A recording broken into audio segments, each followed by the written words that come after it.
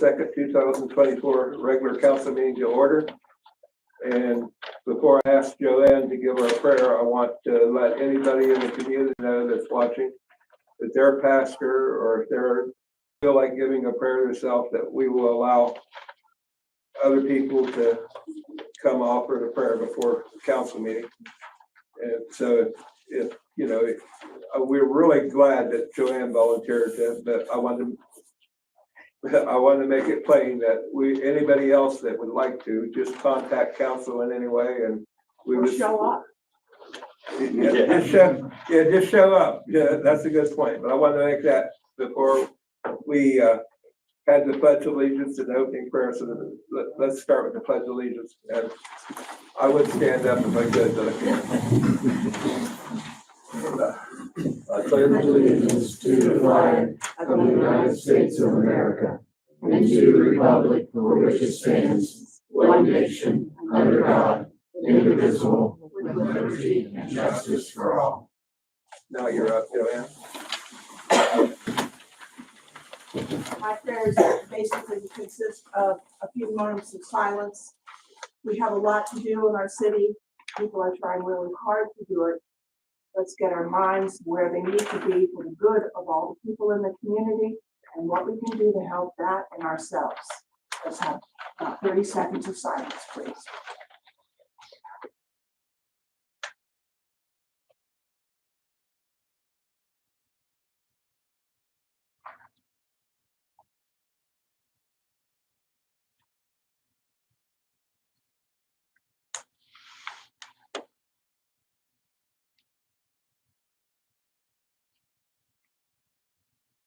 We ask for your guidance and help in all that we do.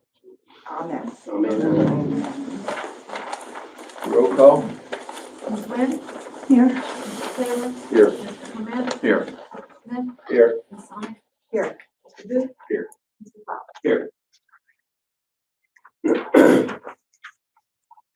Minutes from the last regular meeting. And I believe we have other minutes. Do we have to? December 4th. The December 4th meeting. Did everybody get those? Okay. So we need a motion to approve the minutes of the last meeting and the December 4th minutes. Make that motion. Can we make some amendments to the minutes of the last meeting?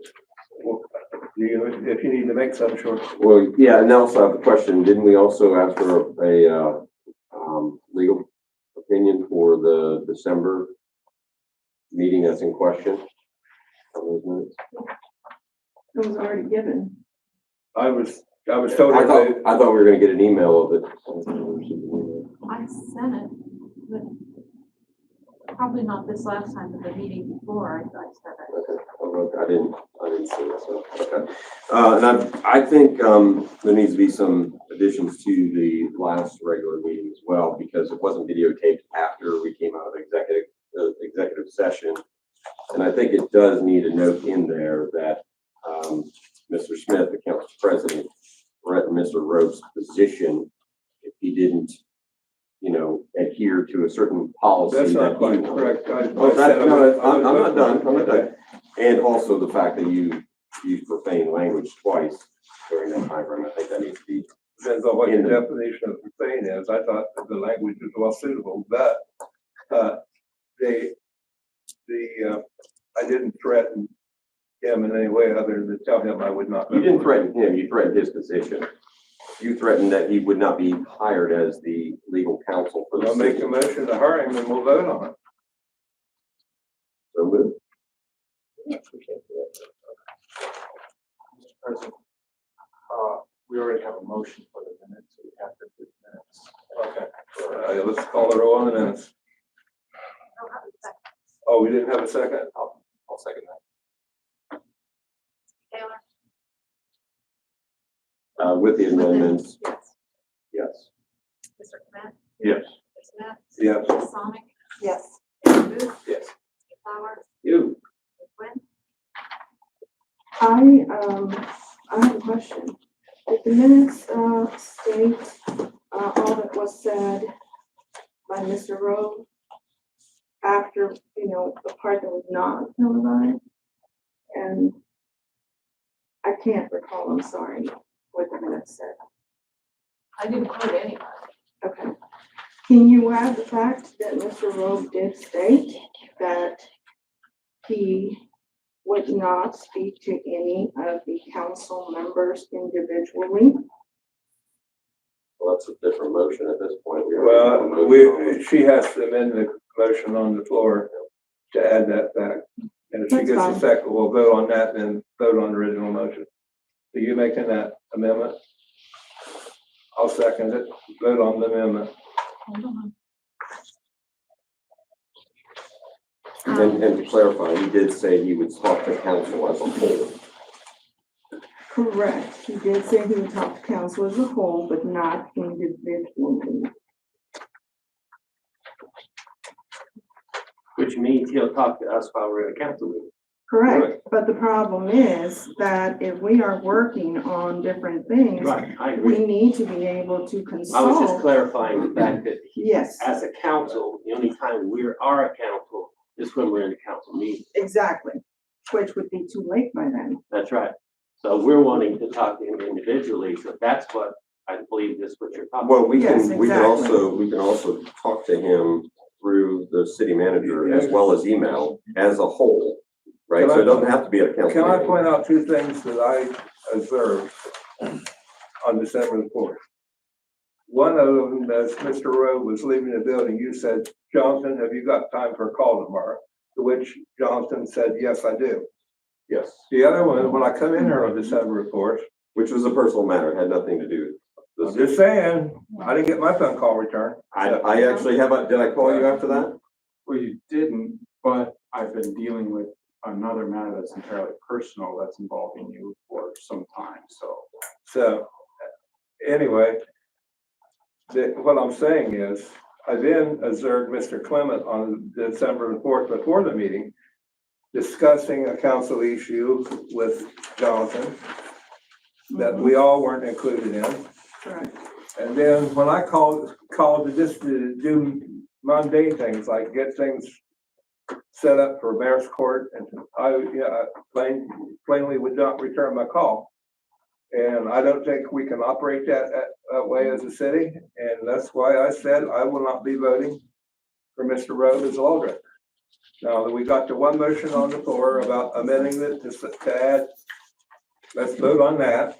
And Did then you we'll- also state that you could sway the votes during that session? That you could probably sway the votes? He didn't say sway, he said, I think I've got the votes to back that up. Yeah, I probably did say that, Okay, Yeah. and I probably do, so. that we have on record, thank you. Who reads this record? It's on the record right there. I mean, who reads? Anybody comes to. Anyway, let's just call on them, let's vote on the amendment. So we have the first motion, everybody has voted except for Ms. Nguyen. And she made amendment to the motion, we got to vote on that, then we'll call the roll again on the original amendment with the added language, if the added language is read. So call it, Susan, go ahead and call the roll on the added language to the amended motion. Yes, you motioned to add that language, correct? Yes. Ms. Sonic, Yes. Yes. Ms. McClellan, No, Ms. Glenn, To add the language, yes. Is that motion? Yes, okay, that motion passed, so let's vote on the original motion, which restated if you'd like. Because frankly, I'm having trouble myself keeping up, but can you restate your motion that you originally made, that we attempted to vote on, then there was some amendment To change it, was where, after we came out of executive session, you threatened Mr. Rowe's position as the law director for the city, and then used profanity twice during that time frame. I called the roll on that one. And, well, it has Ms. Nguyen's addition to that, though. then Yeah. yeah, her. Yeah. I need a motion here. A motion to read the amended motion to vote on. Second, something. Second. I'm confused. Are we voting on the We're- actual motion? That was made adding both languages. Okay, so that's what we're voting on. That's what we're now. voting on. Okay. Mr. Smith, No, Ms. Sonic? No. Mr. Booth, Yes. Mr. Flowers, No, Ms. Wynn? No, motion to approve. I'm not finished. Oh. Mr. Taylor, Yes. Mr. Clement? Yes. I'm trying hard to keep up. You're gonna owe me a couple of beers for right. Okay, now, we are on your motion to hire Jonathan Rowe as law director, correct? I'll motion that. Yeah. I'll second that. All right. Ms. Sonic? No. Is there a council discussion? Well, we can have well, the this, motion has already been made and seconded, so. now I'll it's time to allow, vote. I'll allow you to discuss it if you want to. I mean, I'll allow you to, Actually, I don't think you're going to. we just Yeah, did, we just did. Okay. but if you wanna engage in council discussion, fine, go ahead. So we haven't discussed compensation. We haven't discussed anything pertinent to the position. That's correct. Correct? Mhm. So we're gonna vote on it without any discussion of compensation. Well, that would have to be, that would have to be by ordinance later. If we can't, can't spend money without an ordinance, so that would have to be by ordinance later. So how about we table the motion and continue with the temporary You agreement? wanna, you're just, I wouldn't We've support already it. made the motion, it's been seconded by you, I say we just vote on it. Well, I mean, I say this is a regular procedure. I would say so. I would say, I would say that you have no discussion in council procedure. You are out of order. I move to table the motion. He's moved to table the motion, there's a second, Yes, second. okay, vote on table. Ms. Sonic? No. Booth? Yes. Flowers? No. Ms. Wynn? No, Mr. Taylor? Yes. Mr. Clement? Yes. No. Now, you still want to make your original motion to hire Jonathan Rowe? We just voted to table it. It's down. No, the so- table motion failed, So which oh, the motion to hire? yeah. Well, I mean, since we're in discussion, what seems to be the objection? What seems to be the objection to objection is- Mr. Rove as a? Well, right now, the objection was his contract was for the month of December only. And we do not have a duly elected city law director as we speak. That's not correct. I'm allowed to appoint somebody to be. It has to be confirmed. I would never run this organization without. Well, thank God you're not running it because Wow. it has to be confirmed by. it has to be confirmed by council before I can someone. hire temporarily anybody I need to contractually get law advice.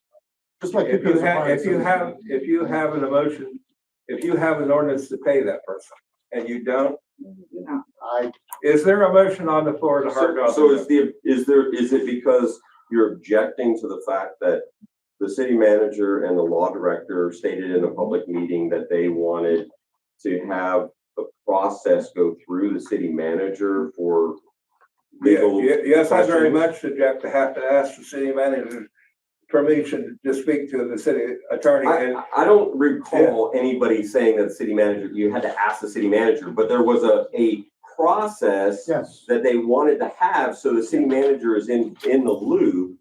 The process. However, It's structured, right? You have to process operate is in not- chaos. You need, That- why is there The a objection to process structure? did what I was saying it did.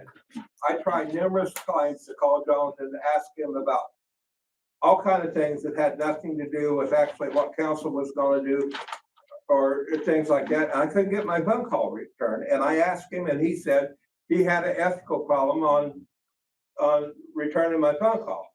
So I checked that out with my attorney. Rita checked that out with the attorney teaching the mayor's court, mayor's court. I spoke with one. So did I. Now, what was your advice? Because I asked the same thing. Well, I don't know who you spoke to, but she told me specifically Maybe we get it in writing. Yes, we can do that. No, we're going to move on this issue right now as a full I put council. a motion that we, put it through to see if he will be hired. That's my- I'll second that motion. Thank you. Now call the roll.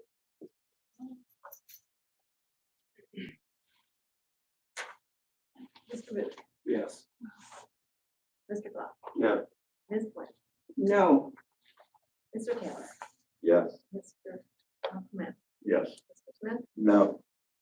Ms. Allen. No. It appears you made a threat and followed through with it.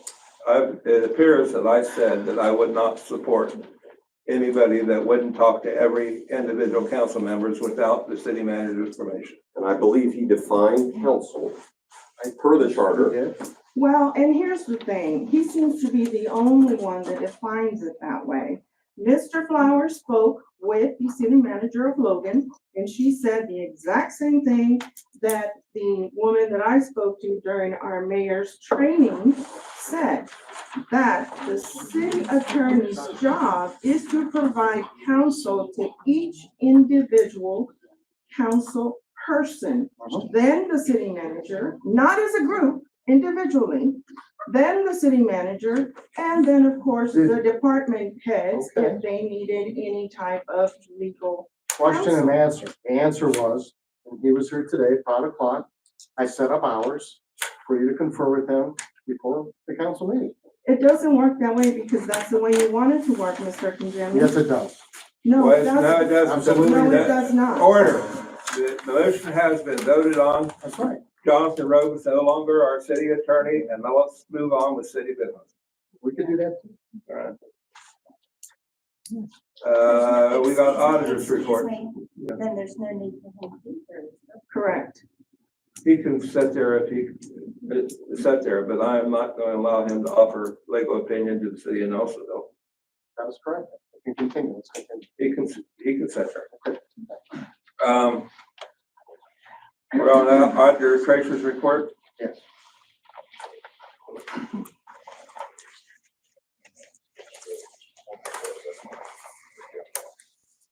All right, notice the agenda says report for November and December, but I actually have October. Oh, And check I don't know if it needs amended. That's fine. You don't need to be amended. You're going to do a report on 3 months, correct? Correct, yep. All right, good evening, everyone.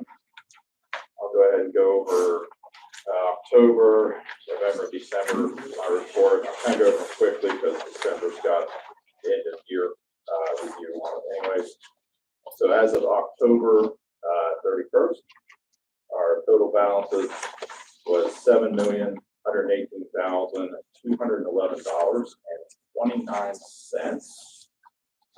Out of that, the total amount that's invested is $3,822,374.35.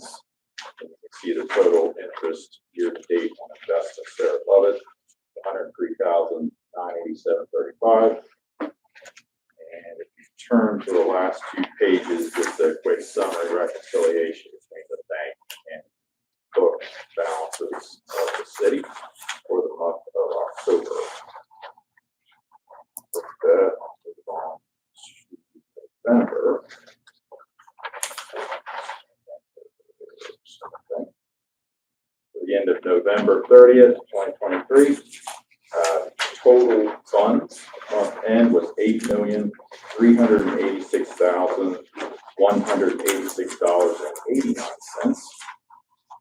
Out of that, total amount invested was $3,833,970.82. And the interest on those climbed to $115,583.82. And if you turn to the next page, you'll notice my summary reconciliation between the bank and book. Everything is balanced for the month of November. That on to December. So December 2023.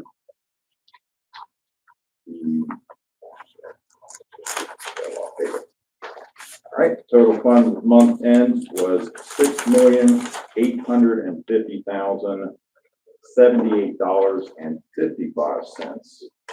Out of that, total amount invested was $3,845,388.04. The year-to-date interest declined to $127,001.04, and that's in the interest account itself. And if you turn to the next page, you'll see bank and book reconciliation is down south. See the difference.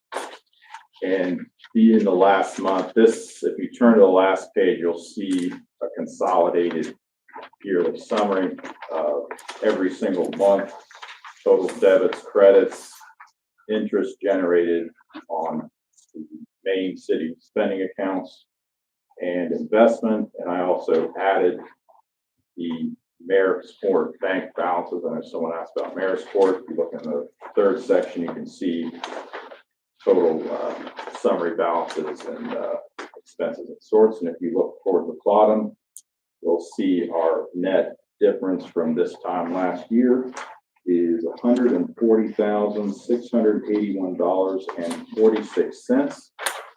Total interest generated on all the accounts, not just investments, but in the main city's account as well, is $222,763.95. I think it's pretty good number.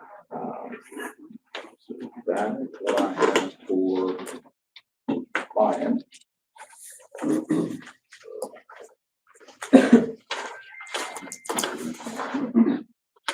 Good, I'll turn it over to Taylor. We have a question. Sure. No question. I would just like to thank you, sir, for the great job that you're doing for the city of Nelsonville. We appreciate it. I have a question. The difference between November, 8 million, and December, 2 million. There was a good bit of expenses, I believe, in December. Project related. Was it? Yeah, sewer plant project, water project, often those expenses run through the city as a pass-through. And they can be very significant, as Mr. Betts can speak to as well. Right. 600, 700,000. So those are funds that are granted to off the grant to the city? They can be grant, they can be loan. Oh, okay. Yeah. Our part of the loan. Yep. Okay. Yep.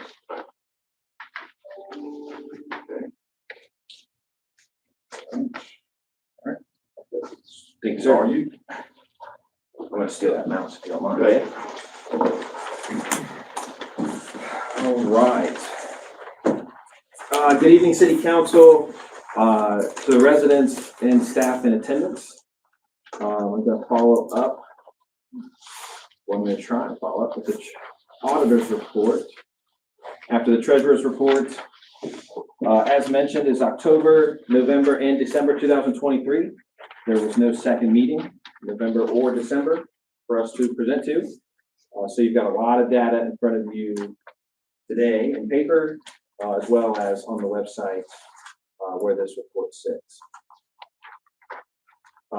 So at the end of Q4, the city's expenses outpaced revenues. This is very common in December and January. This is as departments are pushing out their final budgetary expenses. Taylor, do you have a written copy? I do, yes, I'm sorry. I'm having trouble reading it. Yeah. I thought I left all the council one, my mistake. I didn't see one here. I might have, but I could have in missed it. it. Thank you. So for the year 2023, at large, revenues were larger than expenses overall. So I've got these month-to-date revenues at the end of December, as well as expenses in front of you here.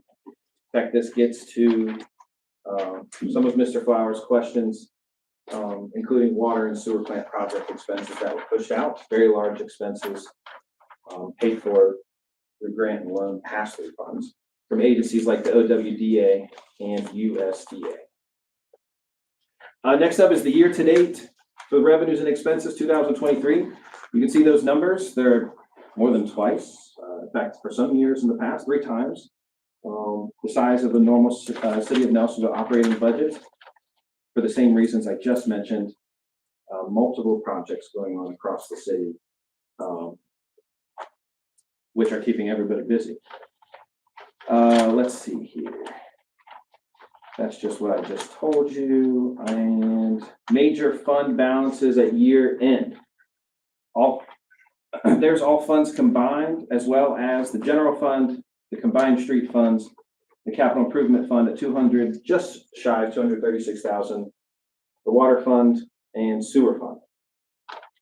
All of these funds ended with higher balances than they began on January 1st, 2023.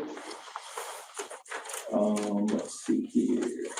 I've got the statement of cash position report. This one is off. This is the same thing, just of all funds combined. It's just always hard to read on the TV. However, it's sent to your emails, it's online, and there's paper copies up here of the entire report. And Did you hand them out? I don't have enough for attendance for everybody here, but I know I've got 8 or 9. You guys want to pass those down? Let's see if I can't get off this picture here. There we go. Okay. So we also, under state law, have to present the credit card report for each month. So I'm going to start here with October. A series of expenses, including police equipment, fire department. You can see sales tax and lodging tax refunds, training expenses, Microsoft. November is also in here. We've got things like the engine repair for the sewer plant, I believe. Utility training cost, lots of training costs, police equipment, and Microsoft again. And then here's December. All right. Yes, Yes. I have a question. I've been noticing in the online payments. Yeah. What would those be for? I mean, So in that chart specifically, an online payment is what that's the payment of the credit card account. So when the city gets its statement. and then we're okay. paying for the full statement. Gotcha. So are those credit cards used for what? Just this stuff here? Yeah, that's every transaction form. Okay. So the credit cards are often used by the department heads for a whole range of things, anything from a pallet of water for the crew to software costs for the departments, to equipment, training, lodging, so on and so forth. Dave, I have a question on that. Yeah. Are those expenses, when they're made, is there a supervision that signs off on those charges? There is. So any purchase at the city requires a purchase order, which requires an approval of 2 agents, the 2 agents not including the department head.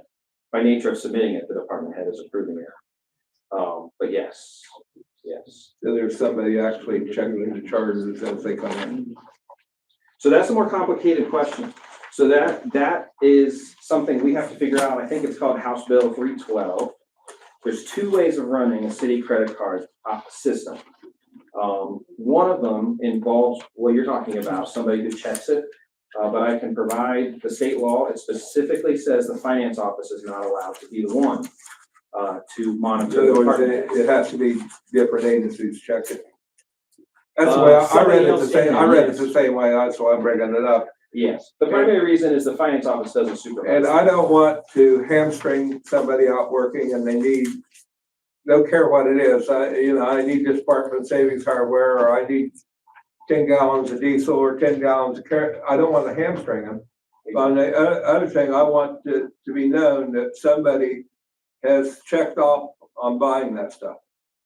So, I'm sorry, Go ahead. is there currently somebody who does check the purchases? I know you said you can't do it. I can't do it in the current way it's set up. The only other way to set it up, which is not preferential to anybody, is to have a sign-out system where the card has to be signed out every time, and that actually has to be the finance office under the state law passed in 2016. So for the department heads to carry their credit cards, there has to be somebody assigned. To be honest, I don't even know who would assign that. It's not, it would be council or the city manager, I presume. That's correct. Well, when the statement comes in, does somebody look at the statement and say, well, that was gasoline, but we filled that truck up 3 or 4 times in that week? That's right. I mean, does somebody check the card itself, the statement? We do in my office, essentially because the mail comes to us and then we provide the invoices for each department. But to be honest, we're in a gray area between the two systems. I check that all. I check every statement that comes. You do? Of course I do. Sweet. That's what we were at, looking at. Why, so I don't know if I was about to speak. I told you were. Last time I was out of order. And I told you, I'd tell you again if you were. Thank you very much. Thank you very much. Yes. Go on, we have our questions answered. Taylor, go on, you can go on. Yes, well, I just wanted to emphasize purchases as the city require a purchase order. Which requires 2 approving agents who are not the department head. So, who is that? It's the auditor and the city manager. Same. And then the department head has to submit it. Yeah, what Tom said. Taylor and I review them all. We spend a lot of time together, reviewing them all. After. Because, we're always concerned about audits, aren't we? That's right. And so we check everything over. We really. Well, we've had in the past, this goes back a while, we did have an employee that was. I understand. We did have an employee that was charging gasoline and cars and all kinds of things. Yeah. Using it, and we just would rather catch that ahead of time than afterwards. Yes, sir. All right, so those are the credit card reports. Thank you for the questions. I have a follow-up on that. Yeah. So on the training and lodging, when an employee attends these, are they driving a city vehicle or a personal vehicle? I don't know the answer to all of that. I know the answer. Yes. City employees can only drive a city vehicle, or their personal vehicle will be compensated with permission of the city manager. That's correct. If the department heads have a vehicle that they can supply to their employees, drive for training, they drive city vehicle. That's correct. Thank you. Thank you for the question. Good question. All right, so I have some end of year items that were requested at the last meeting as well as via email. And I wanted to address them holistically. So if you wouldn't mind bearing with me as I go through some of these questions, because many of them apply to the time period we stand, which is tax season. And I think it would be good to go through some of these things. I also know how taxes are everybody's favorite subject that they've ever come across in their entire life. So I'll make this as painless as possible. These are the questions we get every single year in my office, every single year. I bet you tomorrow I will get one of these questions. I bet lunch if I'm allowed to do that. Who is eligible for the income tax? It's all city residents and all workers within city limits have to pay the income tax. The rate is 1.75%. For comparison, our neighbor to our south, I believe, is 1.9. The highest in the state is 2.5. What type of income is taxable? Wages, which is just what it sounds like. If you work for it, you have to pay tax on it. Earnings, some types of investments, though not very many. In fact, they're so rare in town, it's almost not even worth getting into the minutia. Gambling winnings, believe it or not, are taxable. If that casino gives you a 1098, 1099, you've got to report it. And some other smaller, less common. Doesn't Rita take care of this already? Yeah, so we're going to get to that. Don't worry. Who doesn't have to pay? Interest earners. Believe it or not, these are all set by the state council, city manager, auditor. None of us have any say over any of these things.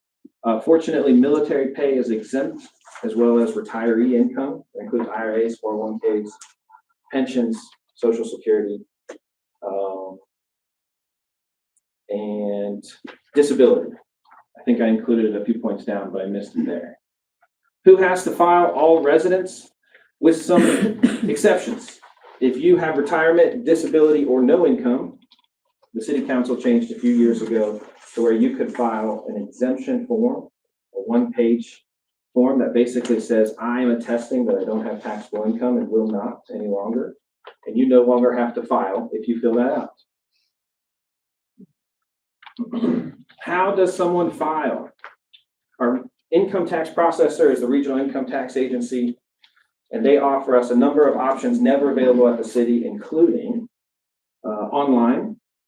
But you can also file on paper with an accountant, of which there's some prominent examples in town. Through the mail, drop box in the parking lot, come by the office.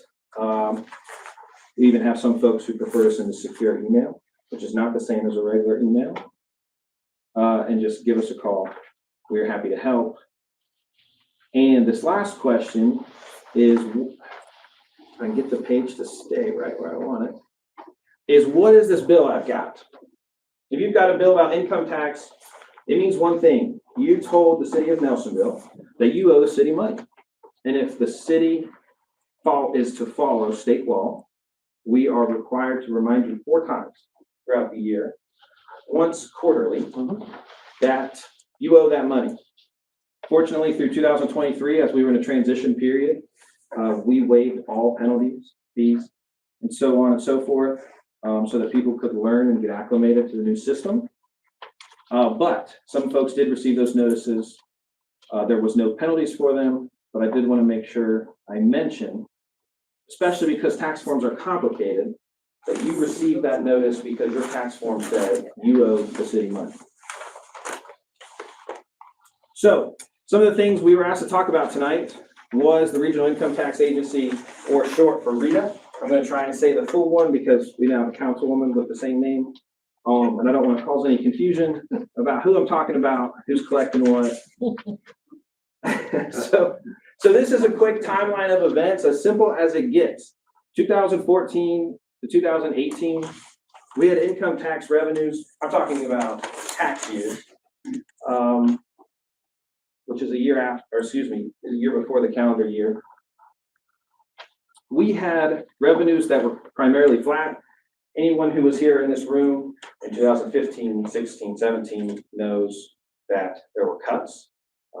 There was constant battles on the finance committee as well as on council as to what would be cut, when it would be cut, and how much. I speak a little bit with firsthand knowledge, considering I was part of many of those discussions on council. There was also, unfortunately, in the income tax office, I don't think Greg, the council president, You can call me Greg. quite alluded to it, but didn't quite reference it. There was incompetence, unethical activity, and more. I can also speak from experience on that. In the theft investigation that involved the former deputy auditor, it was actually proven in the accounting of the thefts that some cash payments I had paid for income tax because I was a server at the time at Texas Roadhouse was stolen as well. So I can speak from experience. There was money the city should have gotten, but they were not getting. So in 2020, 2021, there was a revamp of the processes. Of course, there was staff change, some compliance increases, research into the state law, and trying to get things back to how they were before. Don't go back too far. Well, I should say back when things were functioning for income tax and other things, we wanted to get back to the high standards that many folks before me had in the office, and also provide funding for the departments, which is the main reason for the income tax. It is the reason. We did see revenue increases. In 2022, there was significant conversation across the council. Some of you are here, some of you are in the audience. We're asked council to decide, particularly the finance committee, whether there was to be an investment in staff and software, considering the city's software still had a 1990s trademark on it, because there are no new softwares for income tax in the in the state of Ohio, which has a whole long story about state legislative interruption to the process, or whether we could utilize something like the Regional Income Tax Agency for help with our paper processing, but in particular, our compliance. The city did go with the Regional Income Tax Agency, and I put the present, which is the goal, is increases in revenues, which we saw, increases in compliance, For the first time, a majority of forms with the city of Nelsonville were filed online, saving time, money, stress, hopefully, for the residents. And data. I see I have a typo there. The city has a real set of data to work with for the first time in years. So I have on the next page, what changed? 2023 was the first year where Regional Income Tax Agency assisted us with processing as well as compliance, which is a very small word for a very long process, which doesn't do it justice. But the top line is really, I would think, council's most interested line. How did the revenues change? There was an 11% increase in revenue. Actually, his business card is still sitting here. Mr. Al Dolezal came to the council and told the council if we were fortunate, we'd receive a 5 or 6% increase. The largest he saw in the region was 13% in Middleport, and that was one of the largest in the state ever when Rita took over. Regional Income Tax Agency. City of Nelsonville saw an 11% increase, double our best case scenario. Increase in filings through all methods was a 93% increase, almost double. Increase in compliance and completion, which is so important, actual compliance with the law that the state sets for us, 40.1. And this one's an interesting one. Increase in trackable collections and monies owed receivables to the city was 580%, which is essentially revenue that we know we're owed that we're going to get in the next year. 580% increase. On this next chart I have for you guys is income tax collections by year. I tried to get this chart to come a little bit bigger, but couldn't quite, so I apologize for the small numbers on the left. You can see little to no increases from 2017 to 19. That process actually stretches out into 16, 15, and 14. There's a notable increase in 2021. As you will see, there's some complicating factors due to some large taxpayers, where part of that was basically paying ahead on taxes. But you can see in the last year, where we don't have that same impact, or that same factor with the one large taxpayer, we see an increase in revenues, which was an increase mentioned before. From 2020 to present, on this chart, there's no income tax staff person in the finance office, which the charter specifically mandates council provide. And 2022 showed, you will see here, a small increase, but a much larger, and certainly larger than expected, in 2023 calendar year. I wanted to provide an answer to this question. I get this question all the time. What costs more annually? Any of our department heads, our city manager, anybody who's hired staff knows people always cost more, always. Income tax staff, I actually put this wage here at $48,000, just tens of thousands of dollars less than any city our size would pay for the same position. In fact, it's almost half what our closest neighbor pays with the income tax rate to our south. You'll see the benefits. The benefits often cost between $30,000 and $42,000, as well as other costs like training, materials, and so on. And there is the final cost for Rita, Regional Income Tax Agency, $57,995.85, which was more than we expected. It's a percentage-based fee, 3%. So what that means is because we collected more money, the fee was a little higher because it's percentage-based. And I think finally, I wanted to provide a little bit of insight because this gets very complicated, but people also deserve to know. People also deserve to know, where does this money actually go? Where does the income tax go? You can see here, 10% to capital improvement, which is primarily fire and police department, in fact, over 80%. 2% is that small sliver to pool repairs. Utilities, administration, and other things are this purplish, I would call it, at 13%. The fire department at 25.6%, and the police department at 49.1%. I don't mean to compare them. However, that's very common. across all the United States. They serve very different functions, so I'm not gonna start any trouble with that number. Too late, he says. I also wanted to point out some last things. Expected surplus in the general fund, which is funded wholly by the income tax for 2024 is $3,488. $3,488. That's not even one paycheck if you include benefits. That's out of a $2 million operating fund. We call that razor thin, that's supposed to say. It says thing, razor thin margin. What was the dollar increase from 2022 to 23 to make it simple? $147,050. And if you include receivables incurred in 23 but are paid on January 1st, which the treasurer and I were just talking about, 68,000. That's an increase in 2023 of $214,050.96. And we made it easier to file and easier to track. Finally, we had office-wide training in October. Oh, I keep messing up this page, I'm sorry. Office-wide training in October, including budget process, payroll, accounts payable, software, other accounting tips. Year-end process was smooth and successful for the 4th year in a row.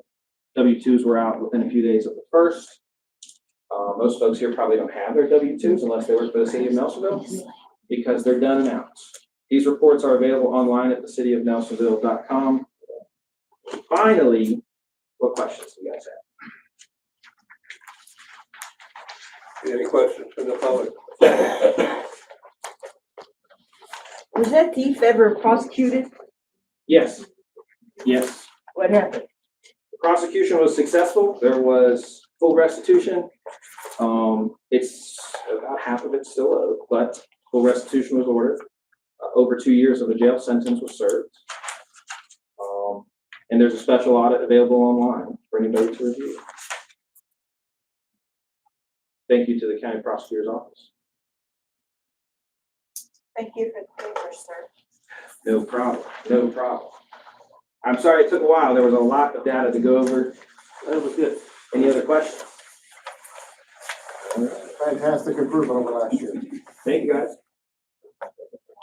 Okay, we have this citizens' comments. If you wanted to make a comment, please. Are we gonna, before we get to citizens' comments, are we gonna motion to accept the auditors and treasurer's reports? Yeah, we can do that. I just wanted to give you a comment on those reports itself, if they want to have. Okay, understood. Okay, now we can take a motion to approve those reports. On motion. Second. Okay. Call the roll. Flowers? Mr. Flowers? Yes. Ms. Nguyen? Yes. Mr. Taylor? Yes. Mr. Clement? Yes. Mr. Smith? Yes.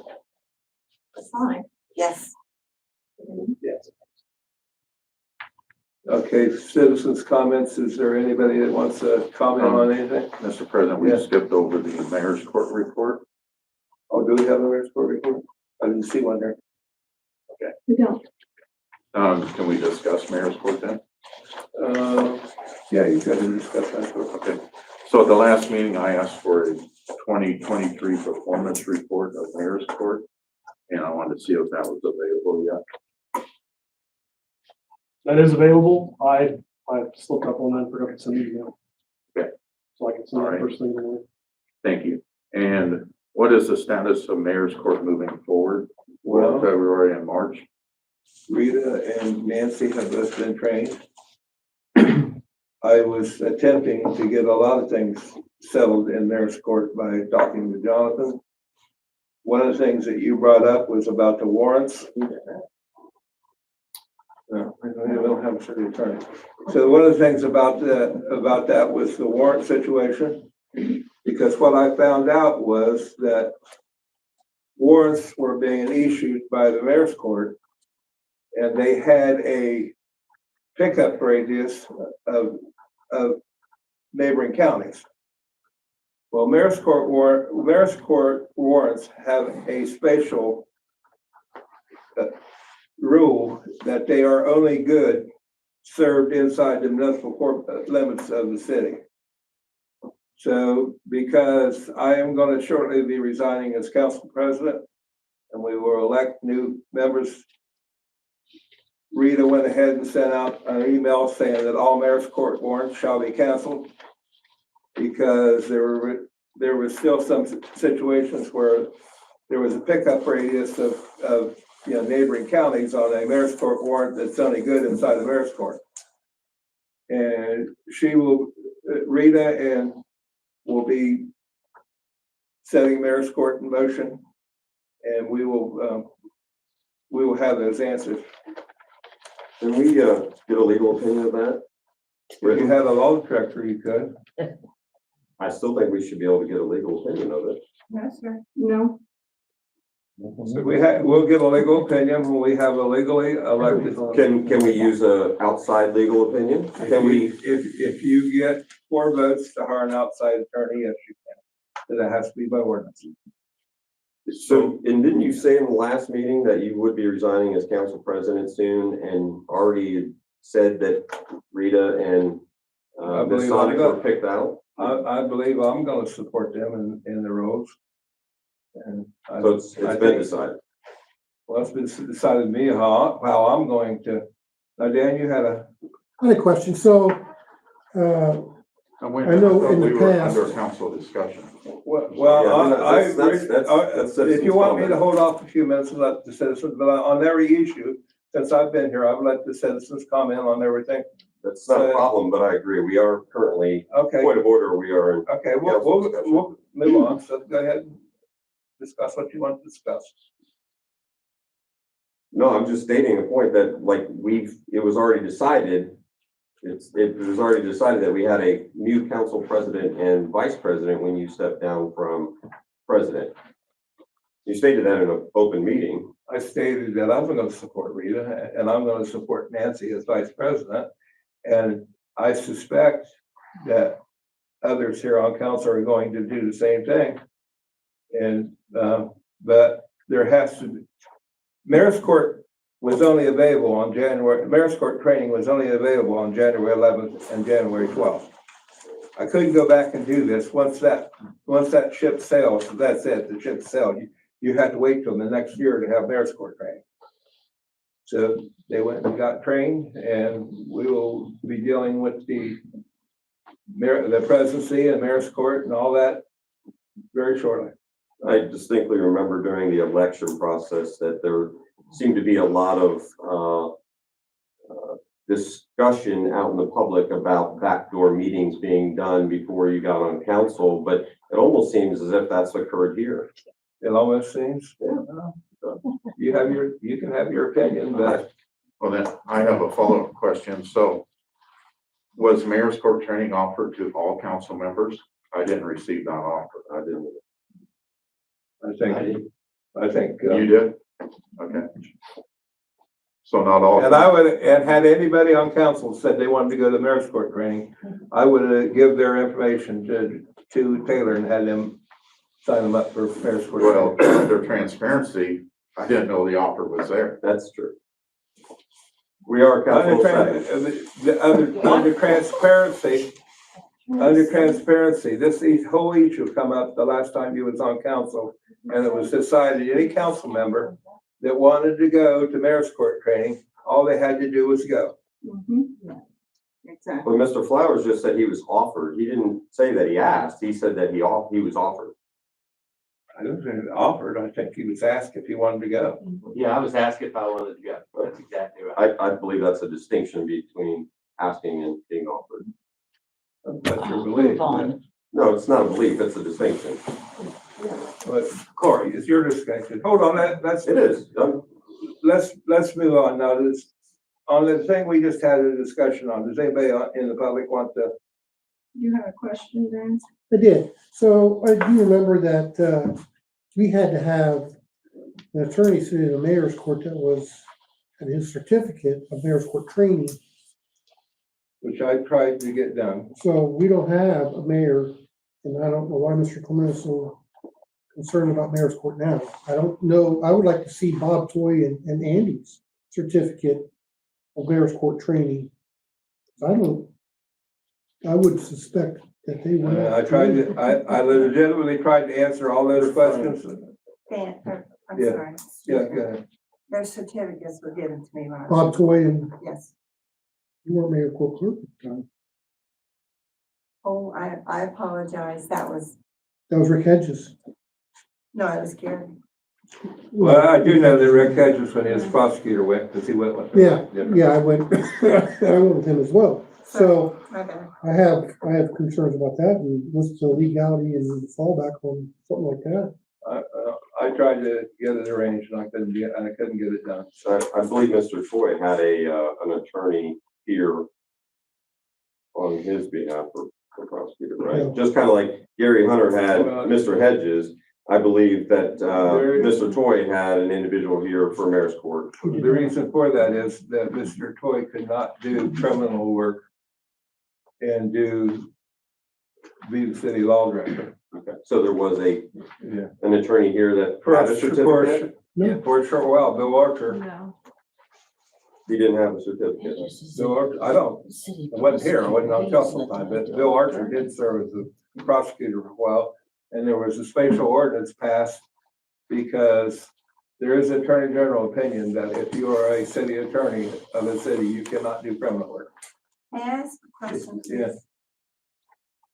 Why now are the gentlemen that are on this council bringing this up as an issue when before you didn't care and sent all the cases to Athens?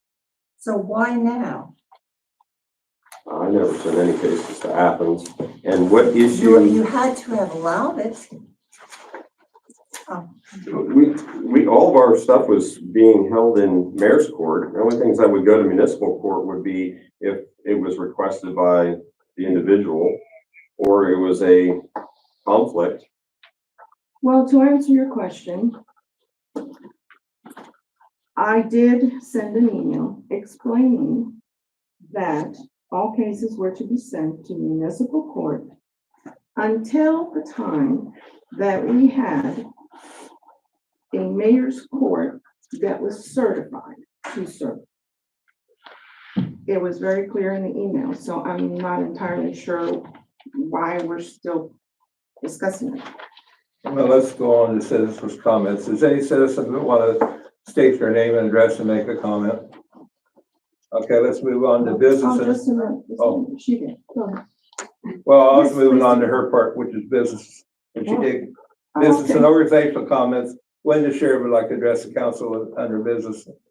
Okay. Okay. I was getting to you as quick as I could. So, should I stand here? Take the podium if you can and give your name Okay.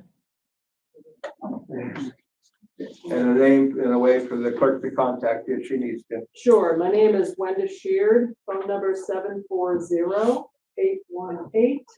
740-818-1845. I am a resident of Athens County. I have met many of you council folks over my years of working on candidate forums, and you have always inspired me. Many of you have heard me say thank you for being willing to serve in public office. It's not always fun. Thank you so much. And then in November, I learned that there was no one at all willing to run for Jay Edwards' seat in the 94th district of the Ohio House. No one on the Democratic side. And I tend to be Democratic, and I believe in giving voters a choice. Very important. I believe in everyone who's involved in politics, no matter what your party is. It means you care about our government. So I decided somebody's got to run. And if I didn't step up, I'd be a hypocrite for all the times I told you how happy I was you were all running for public service. So I have stepped up. My petitions were certified. I'm running. I have a strong belief that voters need choice. And I'm running to make sure that our district gets its fair share of funding from Columbus. There's a whole lot of grant money coming down the pike for infrastructure, for broadband, for telephones, and we have the educational funding problem that's been going on for decades. And we also have healthcare problems with healthcare access and the shortage of doctors that Ohio is facing. So those are just some of the issues, but I'm here just to tell you that if you elect me, I'll have your back as best as I am able. There are 2 Republicans running also. Hopefully they will come up from Meigs County or Washington County, whichever one of them wins, and realize that Nelsonville is part of the 94th district as well. I've heard there, one of them at least I've heard is a good person, the other one I haven't heard anything about, but thank you for continuing to run. Do you live in Nelsonville now? No, I live in Ames Township. Ames Township. Yes, and I think you might have seen that Athens, City of Athens got the boot by the redistricting commission at the end of September. Did you see that boot-like shape that was taken out of Athens or taken out of the 94th district? Now, See that? am I incorrect that Jay is termed out? Jay is term limited, yes. He won't be on the ballot because of that. That's true. He won't be on the ballot because of that. So thank you, and I could use all the help I can get meeting people and listening to you too. Thanks for your time. Thank you. Yes. Can we get your number just one more time? 740-818-1845. And I live in a rural area, so what does that mean? Text is best. All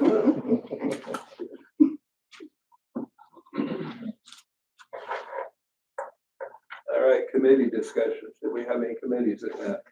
Yes, Mr. President, the Planning and the Development Committee met.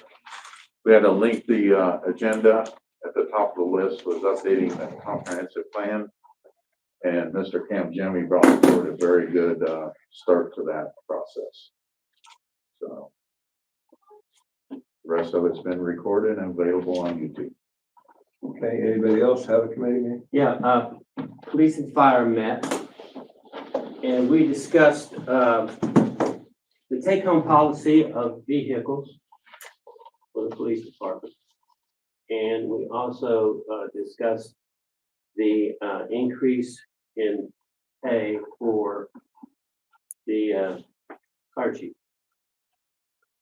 Okay, and you have legislation submitted tonight for this. I'm sorry? You have legislation submitted tonight? Yes, I do. Okay, second reading, ordinance 121. Department updates, I'm sorry. Oh, I'm sorry, I'm having trouble seeing. Okay, let's go with department updates. I got one. Okay, So last week I had Sergeant Deardorff attend the counterterrorism conference hosted by the Ohio EMA. I asked him to prepare a kind of brief overview of some stuff he learned to help clear up some misconceptions people might have about domestic terrorism and how that can affect our area. If you don't mind, Sergeant Deardorff here. Hello, everybody. For those that in the room may not know me, my name is Sergeant Deardorff. Been with the city for a couple of years. Prior to that, I served with Hawkins College PD for a little while as a lieutenant, and then before that, I was chief of police in Village Ball for 11 years. A little bit of background. I've got over 30 years experience in all types of public safety, public service, emergency situations. I've held several different certifications through the Ohio Department of Public Safety, Ohio Department of Ohio Department of EMS. And then also, I've been recognized as a subject matter expert for the Ohio Police Officer Training Academy, and also on the Hocking College advisory board for their police academy as well. I've been able to attend numerous trainings, and one of the areas that I excel in does happen to do with civil unrest, and not only domestic terrorism, international terrorism, and how it can affect small areas like this. Most of that's been through FEMA, Department of Homeland Security, Federal Bureau of Investigation, Secret Service, a lot of other alphabet soup agencies. that exist within our local and state and federal government. One of the areas that I've been able to train at extensively down in Alabama, there's a Army base in Fort McClellan. If anybody knows that, that is the Army's chemical weapons training facility. Part of it is now a National Guard base. Part of it is ran by the Department of Homeland Security. I've done a lot down there. They're the only training facility in the country that actually runs a chemical weapons and biological agent training facility, where I've been able to work in materials such as, ricin, anthrax, VX gas, sarin. Done it several times. I'm still alive. I'm not glowing. So Turn out the lights, okay? yeah. I've been told I don't glow. I haven't seen it myself. But along with that, I've also been able to develop several emergency response plans for events that have happened in the city, happened on Hoffman College campus.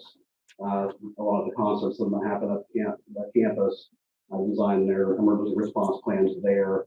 Also for the 4th of July, where everybody congregates on campus, I've been able to work on the response plans through that to submit. One of the reasons why I do enjoy Nelsonville instead of going somewhere else, I've worked in Athens County my entire life. I've lived here my entire life. Working in a small department like this, you actually get the opportunity to go out and meet the citizens, interact with the residents, interact with the business owners. In a larger city, you don't get that opportunity. You have to be assigned to some sort of special bureau. That is all you do. And this way they get to see us not only in an enforcement action, but also back over Christmas, Officer Malinsky set up a program at the Hive. We went in, served hot chocolate, made Christmas decorations with the kids. We were able to do programs like that throughout the community and with the schools. But if we go to a little bit of facts here, some of this kind of information burden, I just ask for everybody to hold your questions. Maybe I'll be able to answer them throughout the presentation until we get to the end. This all kind of actually spurred after the police and fire committee meeting last week. There were some audience comments when there was discussion being made on emergency preparedness and preparedness throughout the city. That this will never happen here, or who's ever heard of Nelsonville. I know myself and several people in the room in 2021 actually lived through to this will never happen in Nelsonville events. So it does happen here. Asking, who's ever heard of Nelsonville? Who's ever heard of Newtown, Connecticut? Uvalde, Texas. Obviously, Orlando, Florida, Las Vegas, Nevada, Parkland, Florida, Blacksburg, Virginia. A lot of those are not common names of cities that anybody's heard of, except the big two. These are sites of domestic terrorism. These are all locations that have had active threats in public places, and some of them had good outcomes, well, better outcomes than others, and it was due to preparedness and it was due to training. Everybody has heard the backlash from Uvalde, where their police department claimed to have not acted. Orlando, Florida, the Pulse nightclub, and then the Parkland, Florida incident. Those were all incidents where there was allegations that the police didn't act appropriately, didn't have the resources to do anything. So the perpetrators in these had no big ties to any of the big box name terrorist groups we hear of. There was no Hamas, Al-Qaeda, Al-Qaeda, any of those things. These were all homegrown radicals that had a belief, that planned their belief, that trained on their belief, they prepared for it, they rehearsed it, and they followed through on their actions. On the days that they went into these schools, they went into businesses, clubs, they took away husbands, wives, children, people that when they left for work that morning, they never thought anything about not coming back home. There've actually been quite a few events in this area. Just a quick Google search and stuff from my memory over time that we need to be worried about, we need to be prepared for. You can remember back in the late 90s, a gentleman by the name of Christopher Paul. He was arrested up in Columbus. He had links to Al Qaeda, and he was bringing people to Burr Oak State Park as a training ground. He was training them in land nav. He was training them in the Al Qaeda ideology. And in order back in the 90s, in order to get to Burr Oak, you had to ride right down Canal Street. So they all came right through town. 1993, that's a very significant date for the city. Right down the street was the longest gun battle, law enforcement shootout, still in the state of Ohio. It was right at Crossroads gas station. Won't go there. One of our officers, a local officer, and against two suspects. Neither of the officers were able to work afterwards. They had no backup. They had no way to get anybody there. And it was them against an active threat in the parking lot.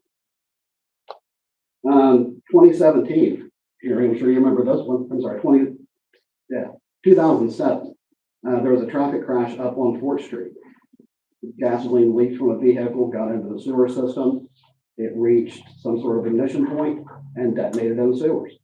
That was a city emergency. In 2008, Mr. Flowers, you brought this up.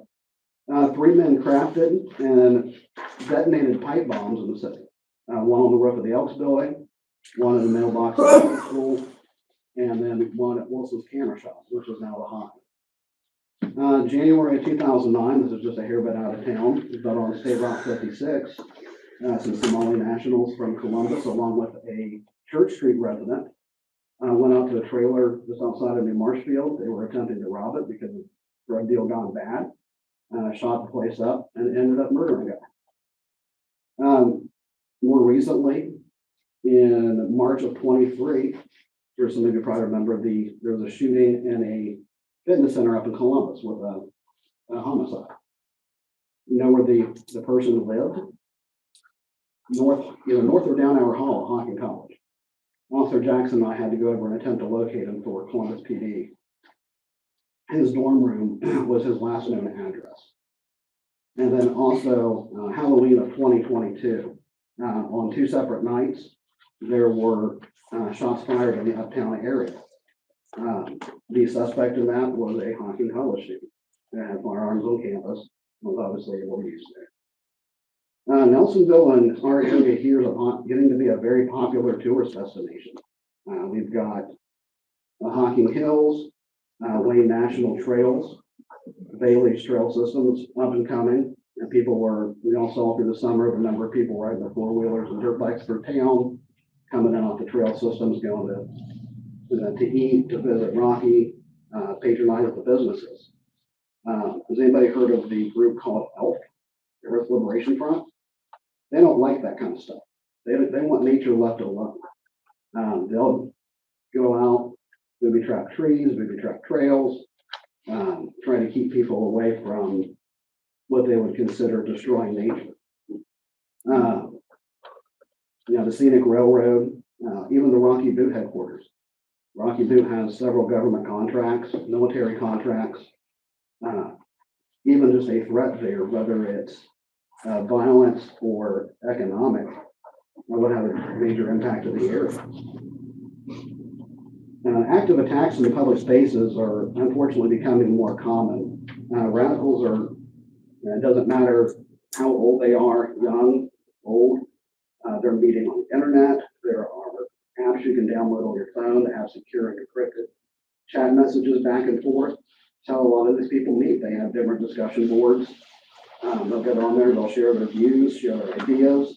You can get on YouTube, watch videos on how to do everything from make a suppressor for a firearm out of a pop bottle or an oil filter, to building improvised explosive devices, loading up your cars for a vehicle-borne explosive device, depending on how far you want to go.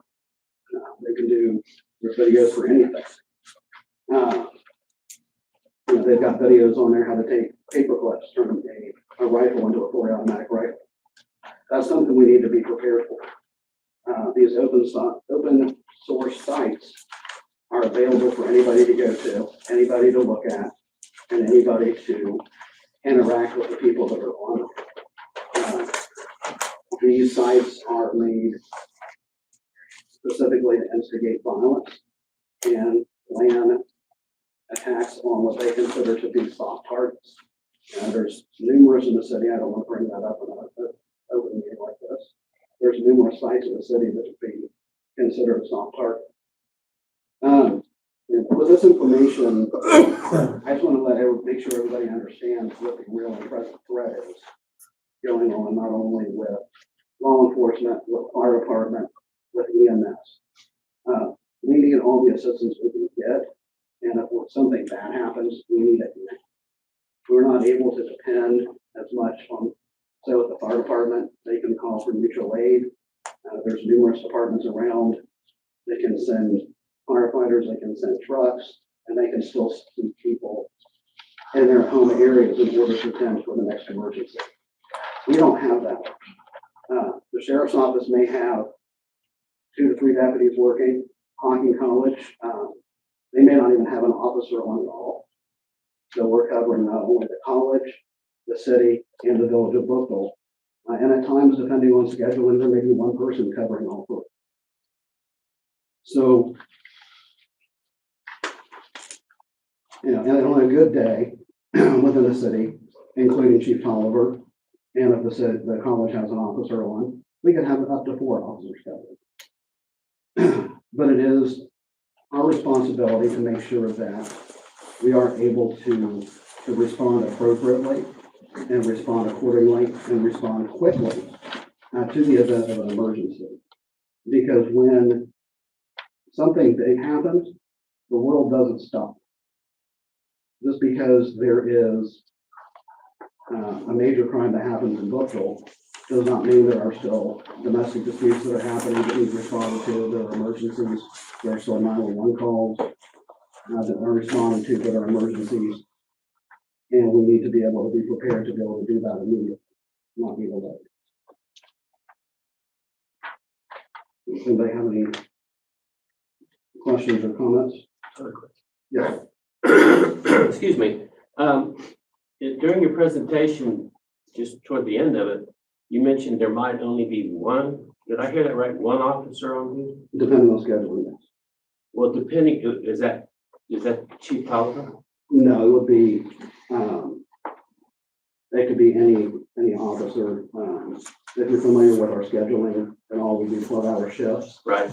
So in order to not have overtime, our pay period is on a 2-week, 80-hour pay period. With the 12-hour shifts, we actually would work 84. John, why don't you take that up in the upcoming Police and Fire Committee meeting? And okay.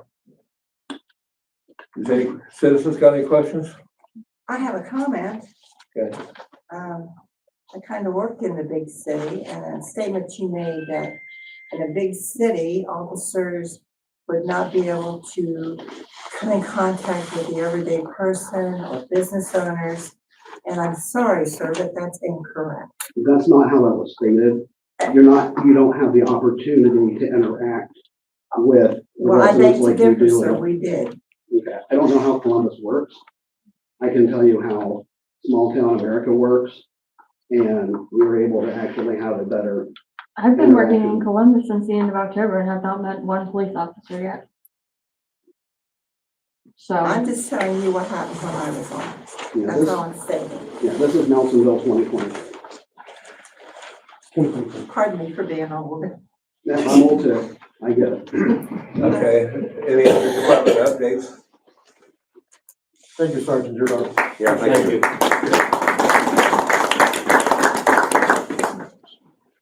I just wanted to say that it's not an actual update, that's why you guys don't have copies.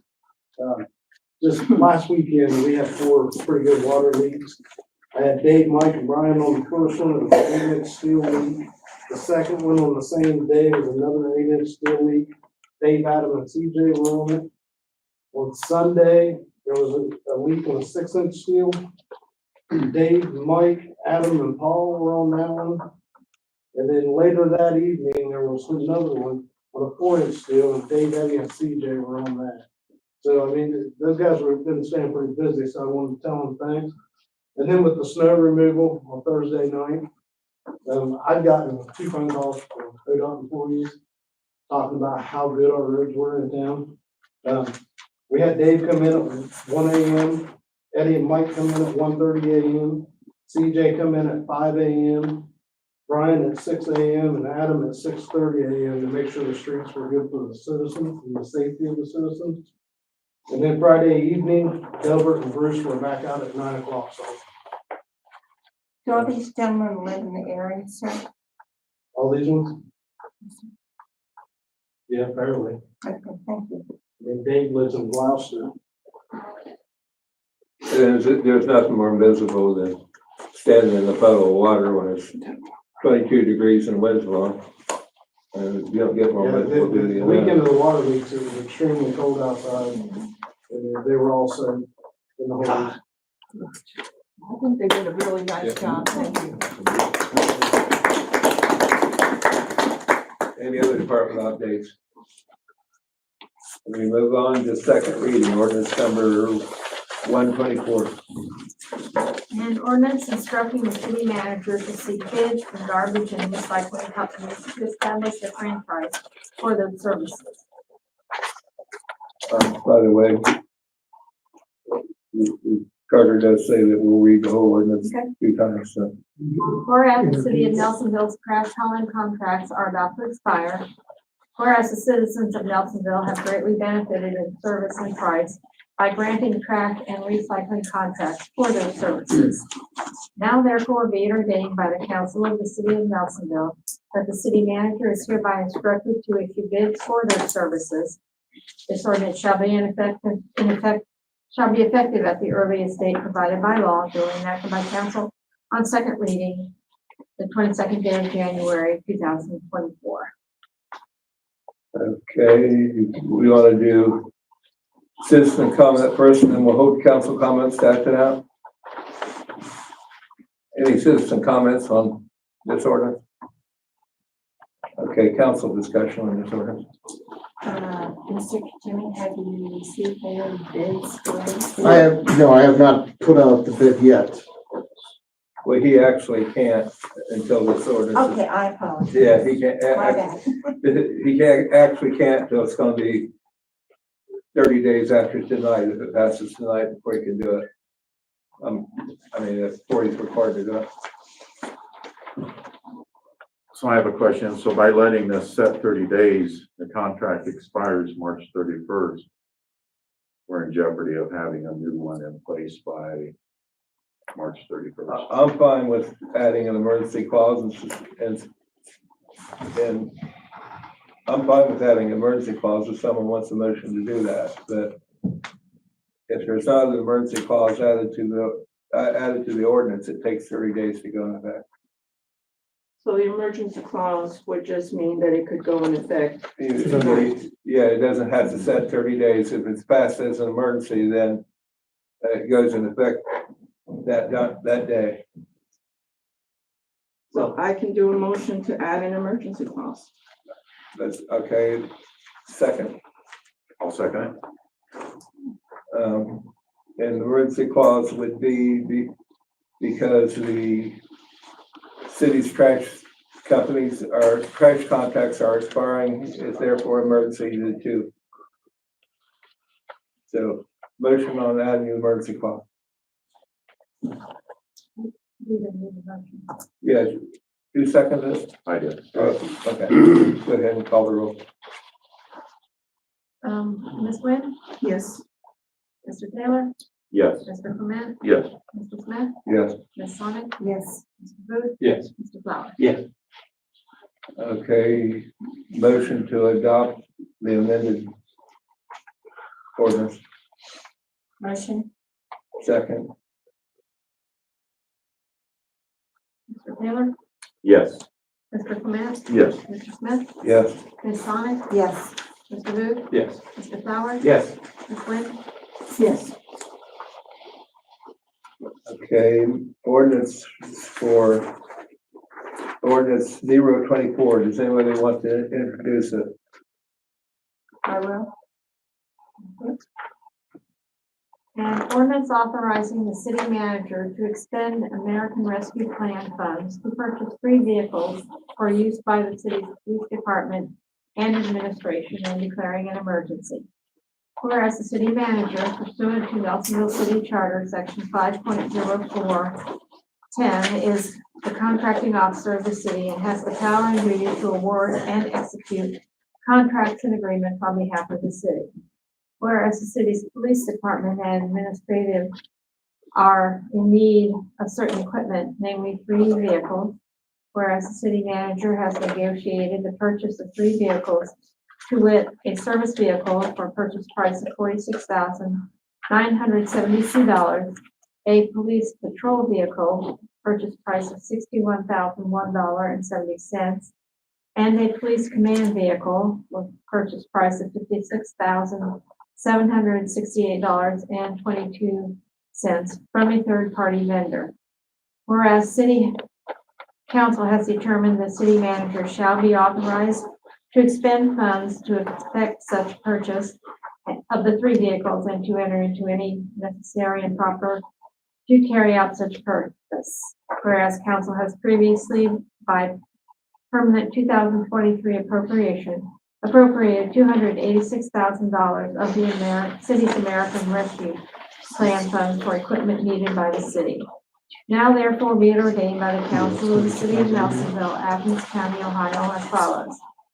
The council finds that the city police department and city administration are in need of additional equipment, namely 3 vehicles, and that the city has need to immediately and expeditiously purchase such equipment so as to ensure the continued provision of city services, namely police service and administrative services to the public. The city manager is hereby and shall be authorized to expend funds for the purchase of the following 3 vehicles. A service vehicle for a purchase price of $46,972, a police patrol vehicle for a purchase price of $61,001.70, and a police command vehicle for a purchase price of $56,768.22 from such third-party vendor as the city manager can negotiate for amounts set forth herein. The city manager is hereby authorized to enter into any contract necessary and proper for effecting the purchase of the 3 vehicles. The funds expended for the purchase of the 3 vehicles shall be made from line item 925 of the 2023 permanent appropriations of the city's American Rescue Plan funds for equipment. 5 members of council voting to dispense with 2 readings of this ordinance. The rules are hereby suspended for this ordinance, and this ordinance is hereby enacted on the first reading. ORC 731.15 and the Nelsonville City Charter, sections 4.09 through 4.11. This ordinance is hereby passed as an emergency measure pursuant to ORC 731.30, Article 4, sections 4.09 through 4.11, as an emergency in the operation of the city government, as the city needs to ensure the continued provision of necessary public services, namely police and administrative services, to the public, and is necessary for the immediate preservation of the public peace, health, safety, morals, or welfare of the city, and this ordinance shall be in full force and effect upon its adoption. Duly enacted by council on second reading. First reading and the suspension of the rules on the 22nd day of January 2024. Okay, we need a motion to suspend the rules. I have a question. Yeah. Why does it have to pass as an emergency? Because as in the last ordinance, the emergency takes away the 30-day waiting period for an ordinance to go into effect. So if it doesn't have to be an emergency, but if it's not an emergency, those funds cannot be expended until that, ordinance sets 30 days. Right, and so why can't we pass it as a normal ordinance? I mean, why does it have to be emergency? I understand the Well, 30-day thing. Is there a reason why we can't I'm wait? sorry for this. I wish I'd have got your question before it was read, but to take the emergency off now, there'd have to be a motion to amend taking the emergency clause off, and then if that motion passed, then it could come back to first reading at that point, and was suspending the rules, because it could all be suspended at that time. Didn't, we discuss this though already though, also about ordering them, before the, state highway patrol placed their order? That's why we've got good pricing on this, so we were trying to expedite it. No. It's not a legal conversation that we had, but it was an executive, I believe we had. You stated we are allowed to discuss outside of executive session. Correct. It wasn't. Correct. So that wouldn't be improper for you to discuss that. I was just trying to remember it. And I don't, but Joanne, you have, I just have a question, if it's allowed to ask. Several times you mentioned the third-party vendor and have specific prices. Who is the third-party vendor?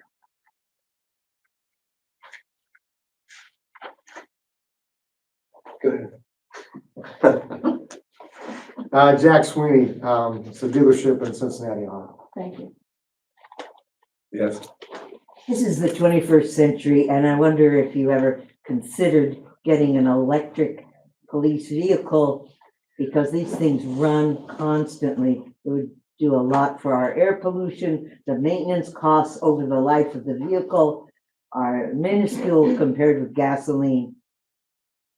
I'm sure it's too late now, but If I may answer, please. Yes.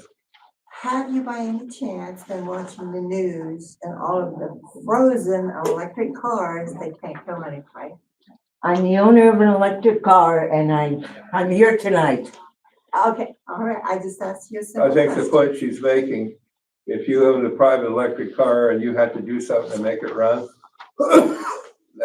that's between you and your Plug electric it in car. overnight, unless they If are in someone's- continuous If use. someone's breaking into your house at 2 o'clock in the morning and they run out to start the electric car, and that electric car won't start. I mean, there's a whole discussion in police service about electric cars, and in some places in certain climates, they work better than other climates. And in the future, if the chief or city manager wants to recommend buying we'll hear him out, but Currently, at the end of the day, it kind of comes down to reliability. They just don't have quite as long as a track record as a traditional combustion engine car at the moment. So I'm sure in the future it'll be something. Well, much it's a more public easier to health consider. issue Yeah. also, quality of air. It's a great idea. Thank you for your input. That's a very good idea. Very good suggestion. Well, you got to put in a big charging system. okay, good. Sorry, here, I'm struggling, but did we have a motion to remove the? So, it says one service vehicle. What does that mean, a service vehicle? Because the other one I mean, specifically two says, cruisers and a car for the code enforcement officer and the city manager to drive. I think that's what that means. Am I right about that? That's fine.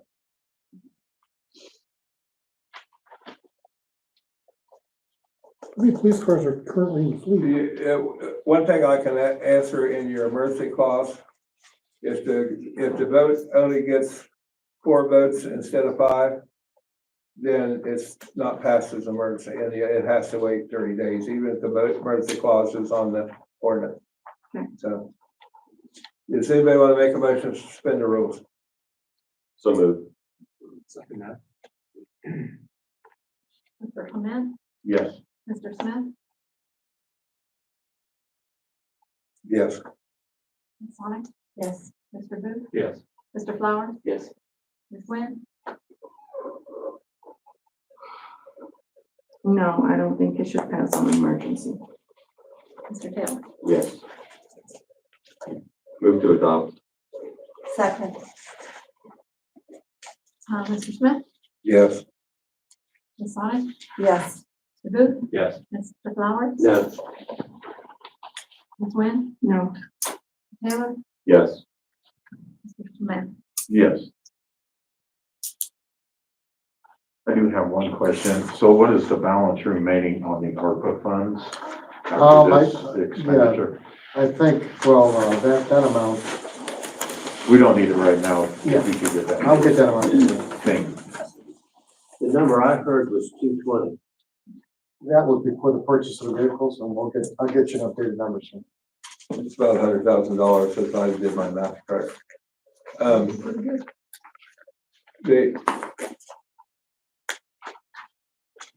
Now are we on ordinance number 324? Somebody like to introduce it?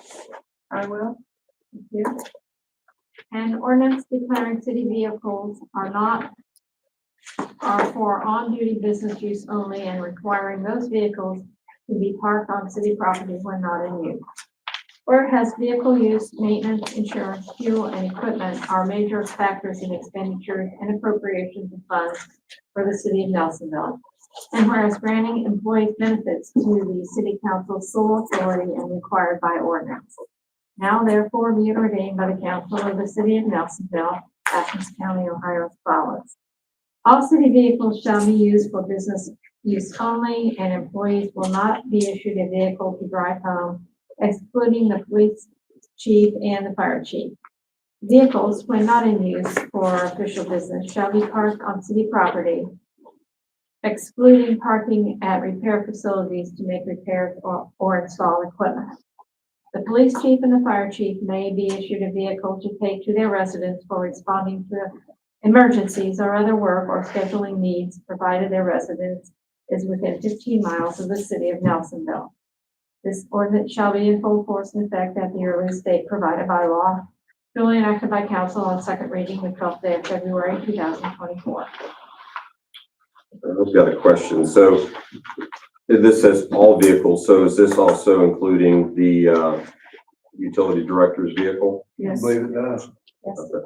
So I think we discussed that as well, that would be discussed in utility committee. And was that discussed in utility committee? Well, this is only a first reading, so you have plenty of time. I'm asking a question. I think that I don't have to wait till second reading to get that question, do I? Well, I He think said, it's- he just said you got plenty of time to do it on the second reading. yeah, it's almost 3 weeks. I mean, it's like 20 or 21 days. So that the answer is no, that it hasn't gone through utility then. Correct, it has not gone to utility.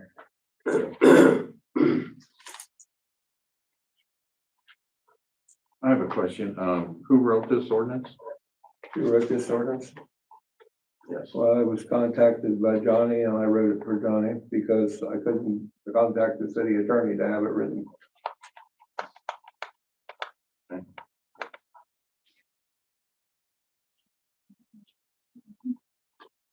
I have other questions, but I'll wait till second reading. All right. Where we at now? 4. We need someone to introduce ordinance 0424. I shall. Thank you. An ordinance raising the salary for the position of Nelsonville Fire Chief to $79,000 per year. Whereas the current fire chief has 22 years of experience with the Nelsonville Fire Department, and whereas the fire chief has developed many programs in the fire department that have provided emergency medical service and reduced overtime to a very minimal amount. Now therefore be it ordained by the council of the city of Nelsonville, Ohio as follows.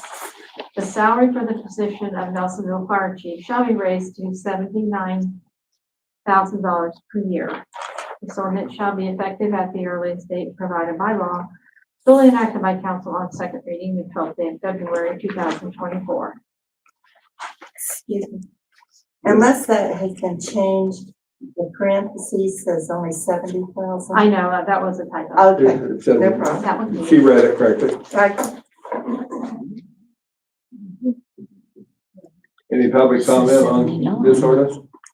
I think it's about time that he finally showed him the respect deserved. 70. Go Can ahead, we go do ahead. this one on an emergency? No, this is not on emergency. Okay. Any, any council comment? I have a couple questions. What is the current salary of the police chief? I think it's 76.4. around there. That's correct, that's correct. And what's the current salary of the utility director? 68 something or other, I think. 67.5. Okay. All right. And how many full-time employees does the police chief supervise? 11. Yeah. How many full-time employees does the utility director? 11. And how many does the fire chief? So I employ 28 employees that all perform the same job and have the same certifications. Another question, Harry, on when you get an emergency call, regardless of what, if it's a life-threatening call, do you respond? There's very few times when you stay home. Yeah, with that response that I think I needed, or I think it's pretty consistent.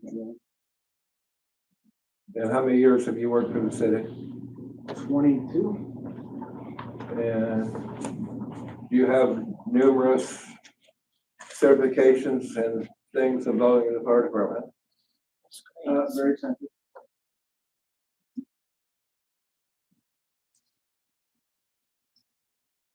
May I ask the police chief what kind of certifications you have, sir? Well, I have my Ohio Peace Officer Certificate. Got several training certificates from various things. I'm not trying to. It's called competition. I had a question. Lori just made it a conversation. That's right. He asked the question. Well, she asked a question as well, It's a so demeaning question. why is It's her a funny show. question any less important than his? No, I didn't say that. Well, you just said I said it's her question didn't need to be answered. Or we're putting the police chief on blast out here, is that what you're trying to do? No. I didn't say it.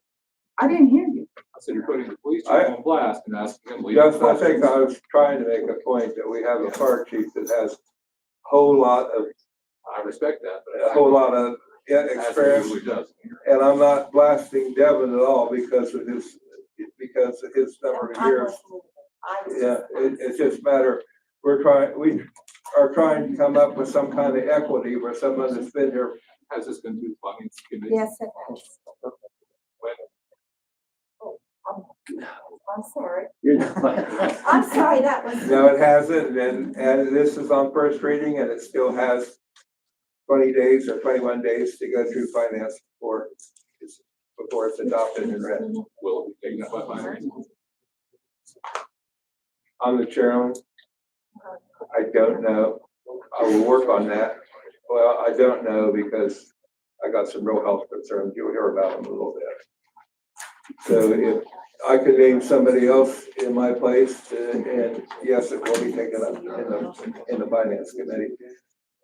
And it's our plan to do that, but I got the information just recently that I have to deal with, but you guys, it'll be dealt with here shortly.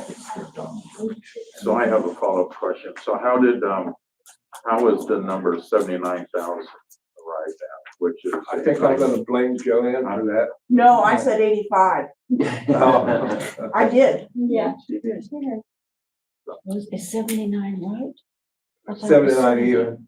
So, I think that's another reason when Johnny called me up and wanted me to write an ordinance because he didn't know how to write an ordinance. And that's the number I took that he gave me. I didn't. okay, so where I'm going with this is, and I'm not opposed to a raise for the fire chief, perfectly clear. So if it does go to 79,000, our current contract with the employees will be resolved shortly, hopefully. Supervisors receive an in-kind raise also. Not without an ordinance.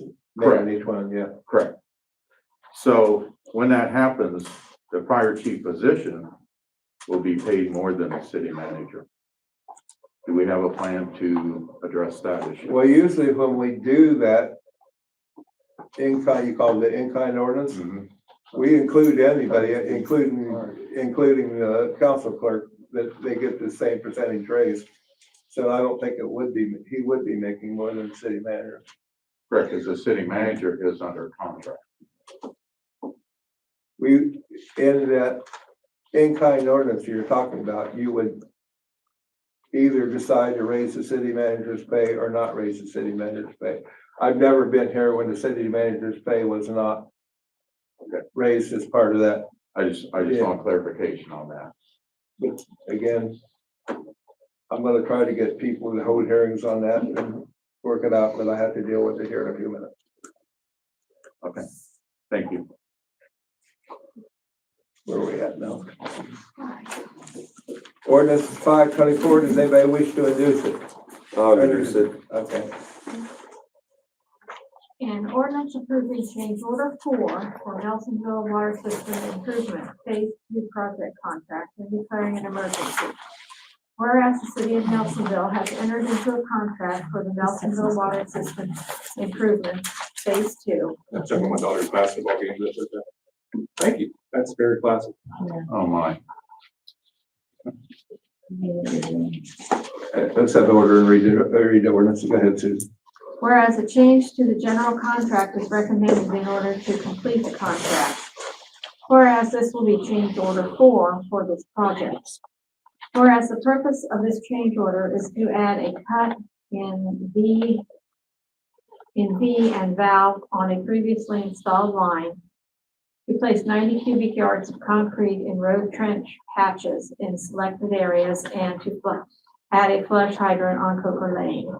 Whereas the funds will be drawn from the continued portion of this project, in which there is enough to cover the increased price.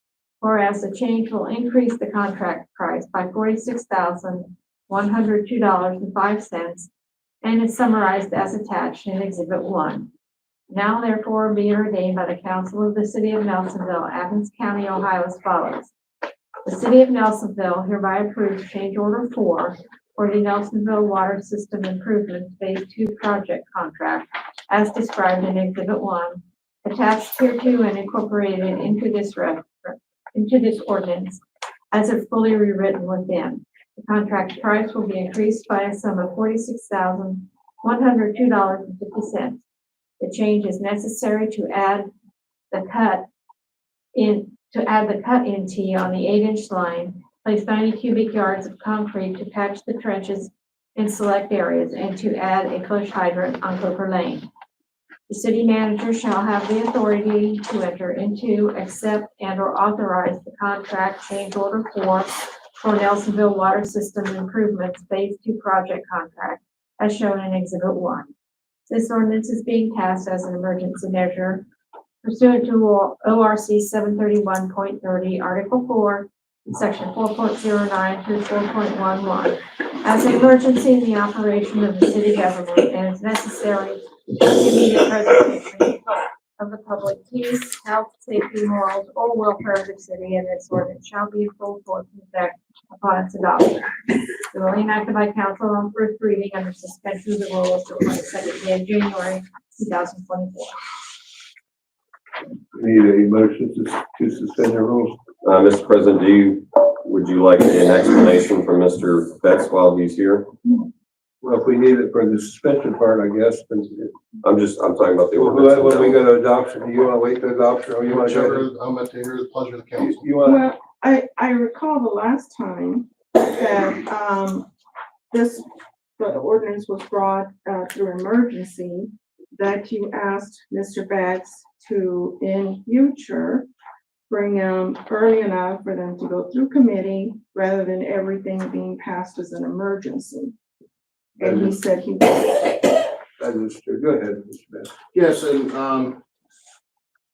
I would like to do that to make y'all happy and give you the time to, act on these change orders accordingly. They come up every month. I don't know how to schedule a committee meeting. And so I'm presenting to the city, and please tell me how you want me to do so other than, as we've been doing. As far as the nature of the emergency, so for example, this change order here is 100% items the city's requested. Can you add a T here for this building that's going to go on a future fire tower? Sure. Get contractor, please give us a price. We'll council. This is in collaboration with Hocking College at the request of Dr. Betty Young. Yep. And we wanted to be cooperative with Hocking College and do so. So this, and then the second one, the concrete and trenches, there were several areas, right?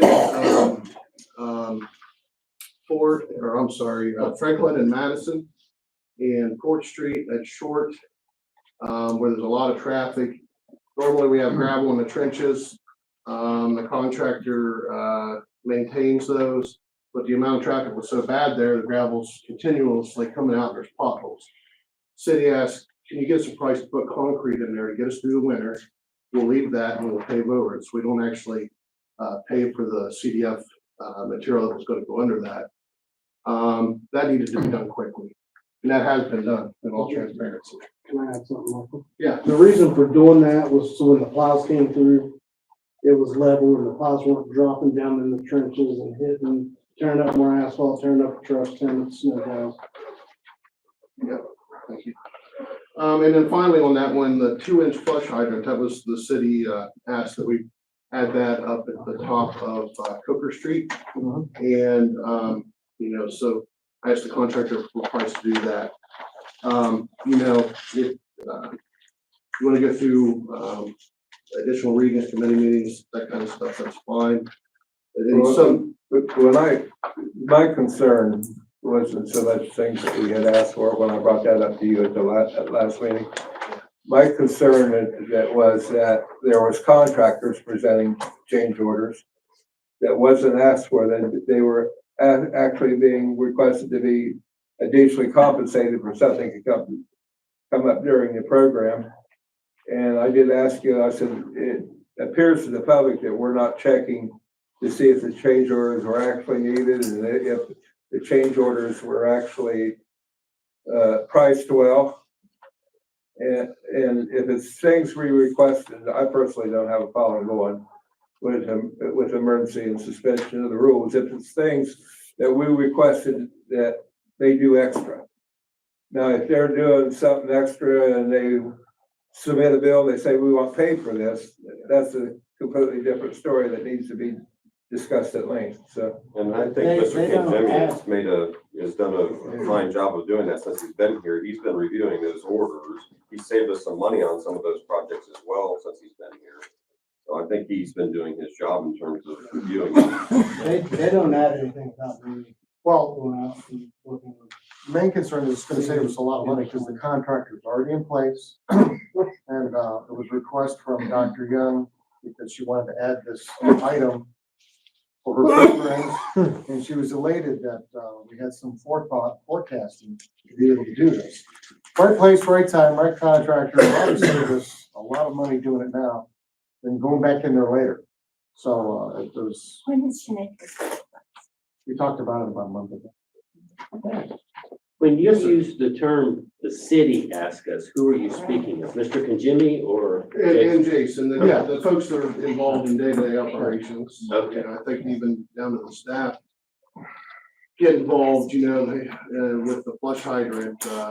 There was never one up there. We're replacing the lines and they flushed the line with a meter pit. I said, it sure would be better if they had flush hydrant. So,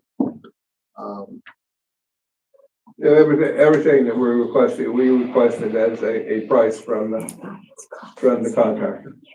oh, yes, sir. On this here change order, and actually the next three, the last one is one that they're requesting, and I'll talk about that. Okay.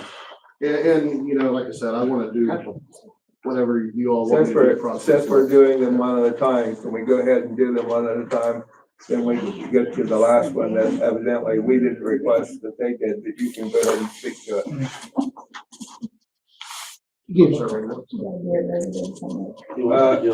I'm just saying, let's go ahead and move forward with the ordinances one at a time and try to get done here. I guess that's a better way of saying it. I have a comment concerning suspension. So these projects are being done in real time.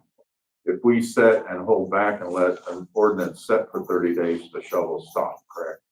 Yeah, in many instances, and then, I'm not sure if it's the next one.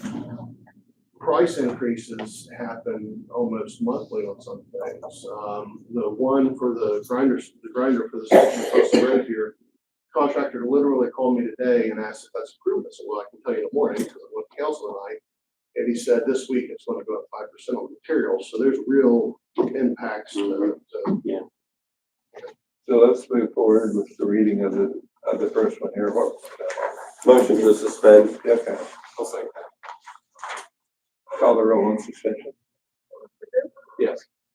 Flowers? Yes. Ms. Nguyen? Yes. Bill? Yes. Mr. Clement? Yes. Yes. Yes. Move to adopt. Second. Call the roll on adoption. Mr. Flowers? Yes. Ms. Nguyen? Yes. Mr. Taylor? Yes. Mr. Clement? Yes. Mr. Smith? Yes. Sonic? Yes. Mr. Booth? Yes. That was 05. Yeah. Ordinance 05 passes. Now we need someone to introduce 06. I'll introduce it. An ordinance adopting change order 4 for Nelsonville Regional Collection System Improvement Phase 3 project contract and declaring an emergency. Whereas the city of Nelsonville has entered into a contract for the Nelsonville Regional Collection System Improvements Phase 3, whereas a change to the general contract is recommended in order to complete the contract. Whereas this will be change order 4 for this project. Whereas the purpose of this change order is to balance out the cost of work based on actual quantity of work items installed during the project. Whereas the funds will be drawn from the contingency portion of this project in which there is enough to cover the increased price. Whereas the change will increase the contract price by $48,627.95 and is summarized as attached in Exhibit 1. Now therefore be ordained by the Council of the City of Nelsonville, Athens County, Ohio as follows. City of Nelsonville hereby approves change order 4 for the Nelsonville Regional Collection System Improvement Phase 3 project, contract as described in Exhibit 1, attached hereto and incorporated into this ordinance as if fully within. The contract price will be increased by a sum of $48,627.95. The change is necessary to balance the cost of work based on the actual quantity of work items installed during the project. The city manager shall have the authority to enter into, accept, and or authorize the contract change order 4 for Nelsonville Regional Collection System Improvements Phase 3 project contract as shown in Exhibit 1. This ordinance is being passed as an emergency measure pursuant to ORC 731.30, Article 4, Sections 4.09 through 4.11, as an emergency in the operation of city government and is necessary for the immediate preservation of the public peace, health, safety, morals, or welfare of the city. And this ordinance shall be in full force and effect upon its adoption. Duly enacted by council on first reading and suspension of the rules the 22nd day of January 2024. Motion to suspend the rules. So moved. Do you want a second? Yeah, call the roll on suspension. Ms. Nguyen? Yes. Now, Mr. Taylor? Yes.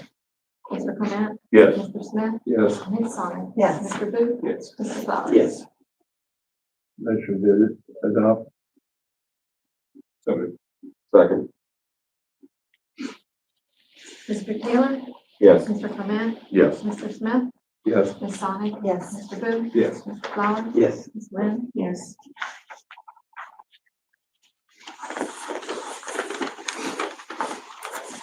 I do have a question for you. So these, figures that you've noted on these emergencies, they are gonna stay the same? So my question really is, this 46,000, for the first ordinance that we just passed, and then the 48,000 for the second one, that is gonna be the bottom price, correct?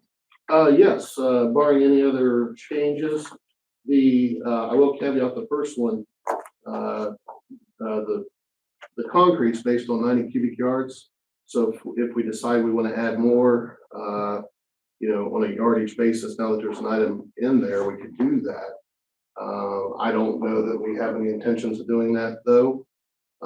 So that would be the final price of that change. Okay. Yeah. Because I thought you said this one was already finished, completely done, that you had done the work and completed it, right? Which The one? first one, The concrete, right? yeah, the concrete one. Yes, it has. We have. Okay, so that should be the bottom price. It should be, but man, every time I come to a meeting, we do a monthly in here. Uh-huh. We talk about numerous issues, we're having more problems. Can on this you, road. add Rita onto your, email exchange? Actually, add all council, so if any council member wants to come and observe what's going on in that meeting, to take, it might limit some of this discussion. 100%. If you could just get the council list from the city manager, and whenever you have that meeting, that you invite everybody, and that way maybe some of the road work can be done before we get in the meetings. Yeah, we have monthly meetings for the ongoing projects. Phase 2 water right now, primarily. The others are in closeout stages. So you'll get the email addresses? Sure. Yeah, okay, thank you. Mr. President, just to note, that meeting is not televised where this one is. So Ms. Wynn's question, I think, is nice for the Correct. residents to be able to Correct. hear that. So to finish my answer, every meeting, it seems like new issues. If they're having more trouble with more roads, I can't sit here and swear that that's not going to happen. Right. So we'd address it on a case by case basis. Barring any We're on the emergencies, safe there side. shouldn't be any more concrete. I didn't hear you. Barring any emergencies, there shouldn't be any more concrete needed for that because all the main is already installed. So now it's just time services. This was also another request of a conciliatory agreement with York Township. And they basically wanted some different materials, and I thought it'd be a good idea. Because in the spring, we're gonna help them repave that road also, and they're very thankful for that, because we both split it, especially for the schools. Did York Township contribute to The handoff. project? They'll be contributing to the project, yes. They'll be contributing to the repaving of the surface of the road. So we're gonna split the resurfacing pavement, yes. Okay, let's introduce, somebody introduce 724. I'll introduce it. An ordinance approving change order 5 for the Nelsonville Regional Collection System Improvements Phase 3 project contract and declaring an emergency. Whereas the city of Nelsonville has entered into a contract for the Nelsonville Regional Collection System Improvements Phase 3. Whereas a change to the general contract is recommended in order to complete the contract. Whereas this will be change order 5 for this project. Whereas the purpose of this change order is to add the installation of a muffin monster sewage grinder system in the existing VFW lift station manhole and to provide a transformer panel for the 120 volt power supply. Whereas the funds will be drawn from the contingency portion of this project in which there is enough to cover the increased price. Whereas the change will increase the contract price by $136,392.35 and is summarized as attached in Exhibit 1. Now therefore be ordained by the Council of the City of Nelsonville, Athens County, Ohio as follows. The City of Nelsonville hereby approves change order 5 for the Nelsonville Regional Collection System Improvements Phase 3 project contract as described in Exhibit 1, attached hereto and incorporated into this ordinance as it's written fully within. The contract price will be increased by a sum of $136,392.35. The change is necessary to add the installation of a muffin monster sewage grinder system for the existing VFW lift station manhole and to provide a transformer panel for the 120 volt power supply. The city manager shall have the authority to enter into, accept, and or authorize the contract change in order 5 for the Nelsonville Regional Collection System Improvement Phase 3 project contract as shown in Exhibit 1. This ordinance is being passed as an emergency measure pursuant to ORC 731.30, Article 4, Sections 4.09 through 4.11 as an emergency in the operation of the city government and is necessary for the immediate preservation of the public peace, health, safety, morals, or welfare of the city. And this ordinance shall be in full force and effect upon its adoption. Bill enacted by council on first reading under suspension of the rules the 22nd day of January 2024. I'm tempted to ask what those muffins are made out of. Will it chew up orange jumpsuits? Yes, I didn't make that up. Let me just see if I can get it past. Yes.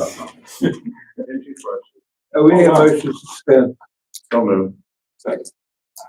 Call the roll on suspension? Mr. Clement? Yes. Mr. Smith? Yes. Ms. Sonic? Yes. Mr. Booth? Yes.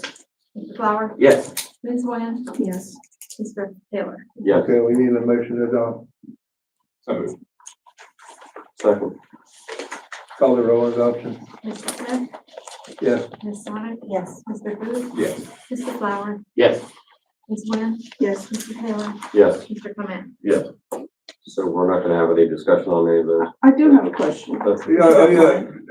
Yeah, anyone jump in during. Oh, okay. Well, I just kind of Michael- moved, I felt like we kind of rushed through that. And Well, I kind of felt I like, think Michael said that the other one there was a question on was the last one, so I thought maybe we could. well, so Yeah. it's done over with. We approved it already. Okay, yeah. I can ask any you want me to speak on. It's still a question regardless if it's true. Sarge had mentioned, and looking through the exhibit and stuff that was attached, that there was a manhole cover that was $800. No, 8,000. I'm sorry, $8,000. Thank you. 8,400. For this change order across the road? I don't know what change order it went to because everything was down in one page. On the bottom, yeah, so. But I thought if you went through Nelsonville looking for manholes, how could you have missed a manhole? And why $8,000 for a manhole cover? I mean, that's how it was described. That's why we're asking. Let me see. It's down towards about the bottom median. I'm sorry? It's, the amount was down on the one page, had all the listings. And you go down towards the bottom and it says a manhole cover, $8,400. Could that be the caller? Pardon me? Could that be the caller? That's not ringing a bell. They're replacing the top with an and a hatch, but it's $20,000 on this thing over here, so. No, I just wondered how you missed it. Well, let me see here. There's a lot to these. Now I did several, so, but that doesn't jump out at me.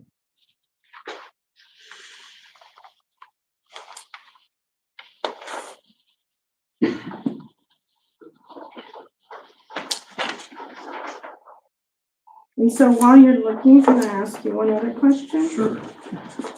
So in change order 4, and then we have change order 5 and probably something else, but, so when are these beginning? So Is 4 and 5 beginning simultaneously? change order 4 was the final balance and change order for the unit price contract. And what that means is for the phase 3 sewer, we had, let's see here. I don't know, roughly 50 items, somewhere between 30 and 50. Water line pipe, it was 6-inch, 8-inch valves. I'm sorry, it's a sewer project. 8-inch sewer pipe, 2-inch force main, 4-inch force main. The reason I'm saying all that, there's 40 total items, and we pay that on a per item basis. So we actually, our observers watch and track weekly the quantities that are installed and constructed. And on these unit price contracts, a lot of times at the end, we always have to do a final balance because what will happen, some quantities will come in over, some will come in under. For example, on this one, 8-inch PVC, we saved $9,600. We were under several units there.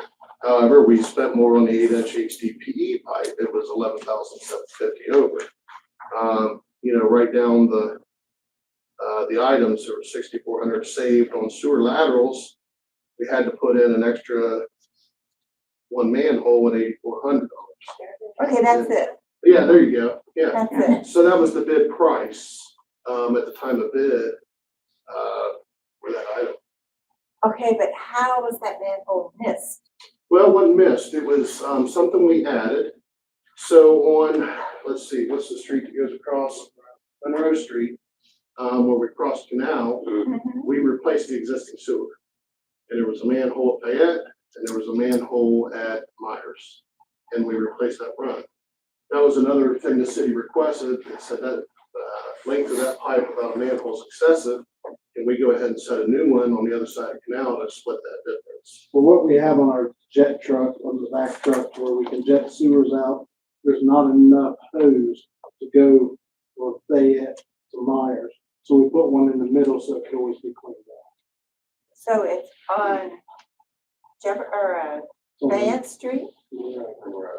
It's on Monroe. There's one at the intersection of Monroe and Fayette, one down by Canal on Monroe, and then one over at Myers. And it was something we requested to be done. That wasn't in the contract. It was so we could keep them clean. If they backed up, we could clean. So is all this money that he's talking about, the money I asked you about, the 2 million?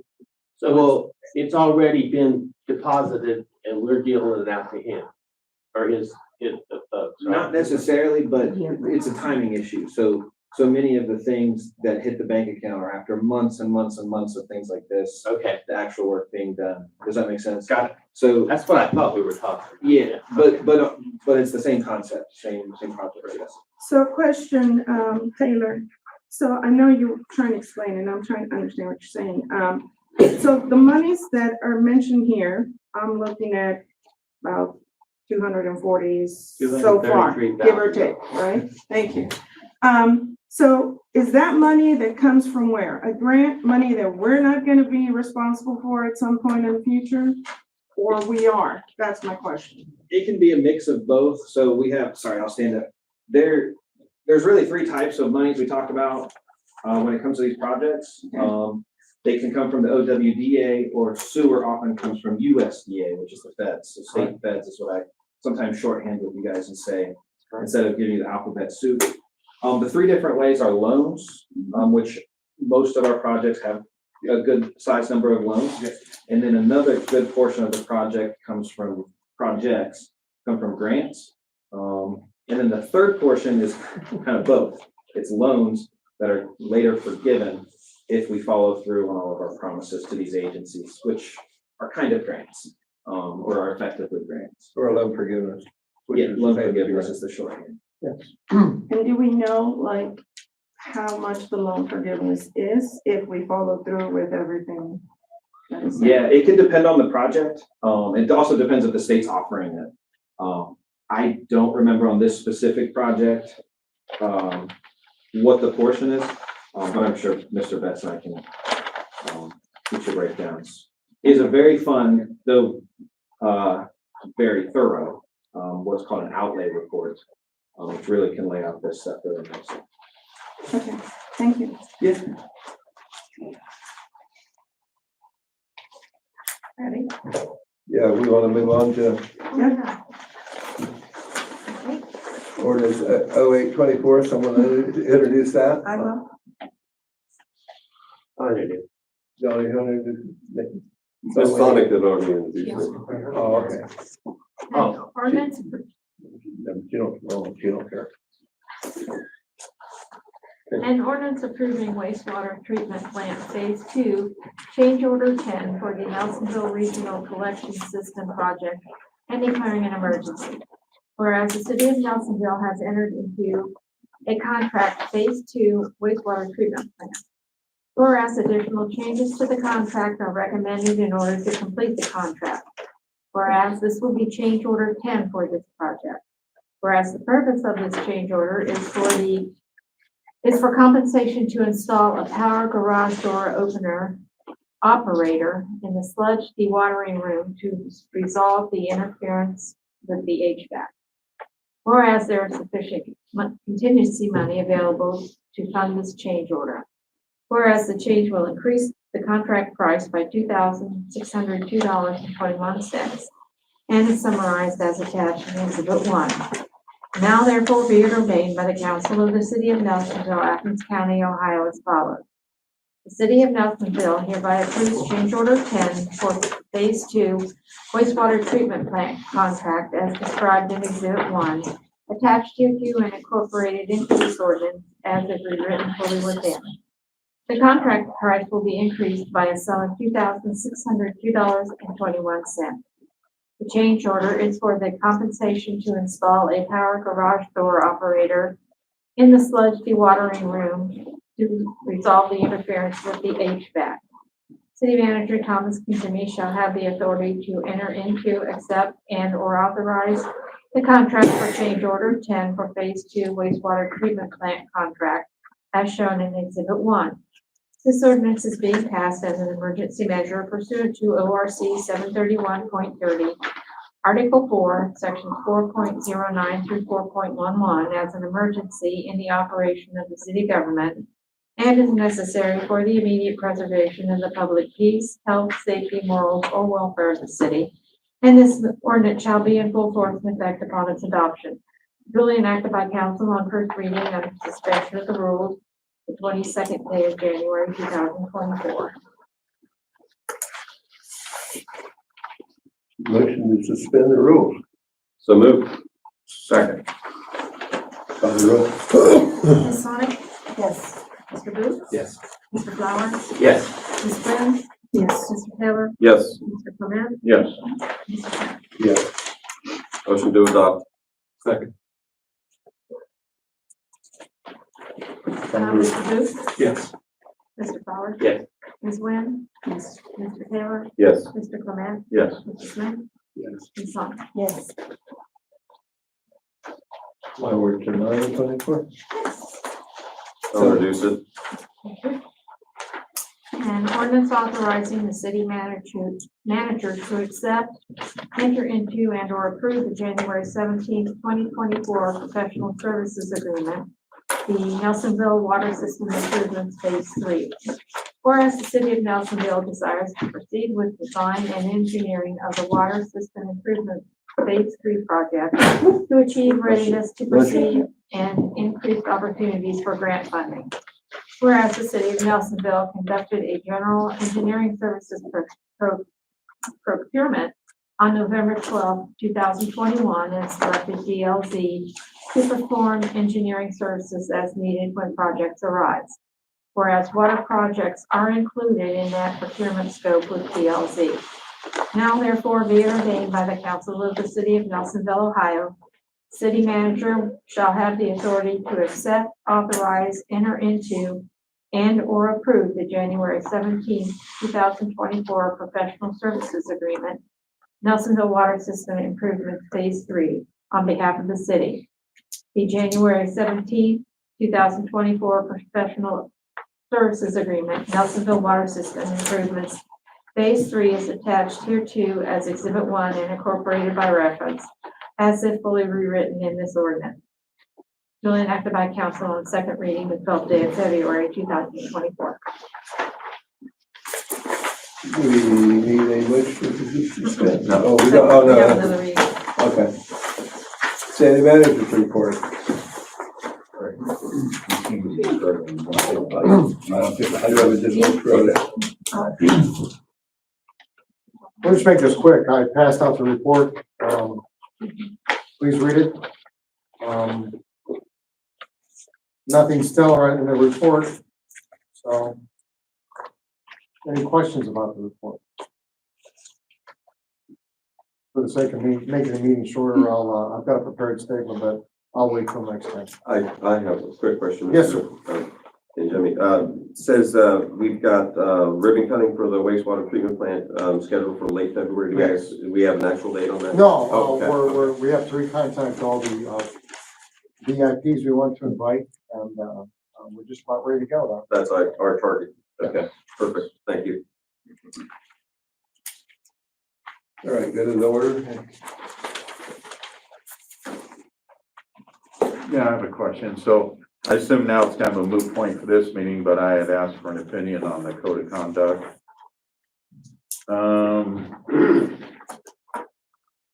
there will be a finance committee coming up, so I would like to review city-wide salaries. And if we don't have a city attorney, I guess we're authorizing the city manager to look for one and recommend. That would be a nice plan. Okay. And will there be an executive session tonight? Well, I have a question. Was you able to get Reminger to phone in? No. I have a resolution I don't need to have the phone in, but I have a resolution. I have an answer. I have an answer. From the attorney? Yes. So we'll go in a motion to go in executive session for. Well, we're not ready yet. Is there any other? Yeah, but what I'm saying, I'm trying to construct a legal answer. Since Jonathan can't go in, he has a pre-named conflict. One of the problems I have with 12122 says you can only go in to discuss. I know. But if that come from the city's attorney, then I think we would be legal in going in. Yeah, it came from our attorney. Correct, the attorney on this, okay. So go ahead with all your other things. We'll deal with that in a minute and come up with the correct language to be able to be legal to go in executive session. Okay. That's all I have. Thank you. Anybody else? So I have a question if there's no particular order. So then any previous legal opinions that were requested while Jonathan was the city attorney, can we expect to get those then? I would expect. That was during his contract. I would period. expect if he was asked during his contract, I would suspect that would be proper to go ahead and get that opinion. I would suspect, but we're working really hard to try to find a solution to this, so. Oh, no, I didn't. Well, I have been trying. I've contacted a number of people. I think one of them wouldn't tell me she didn't want the job because she's planning on running for station.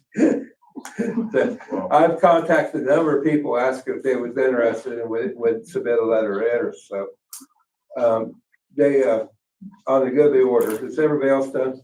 Yeah, Mr. Canjoni, are you actively seeking a city attorney or? No, I am not. Okay. I'm directed to do so. I will. I'm gonna make an announcement and a motion right now. And my health is not going to allow me to continue to be president because there's more work being involved in that than. So as right now, I'm resigning as president of city council. I make a motion that Rita be appointed as the president of Nelsonville City Council. I second. Call the roll.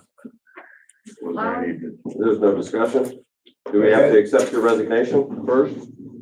I don't think you do. I don't think you can make any way you can make me stay on council, but you can go ahead and discuss anything you want. You're just resigning as city council. President, I have so many medical appointments in the next coming week and a half. But I mean, And one of the things that Taylor has a whole list of things that he dealt with in the finance committee.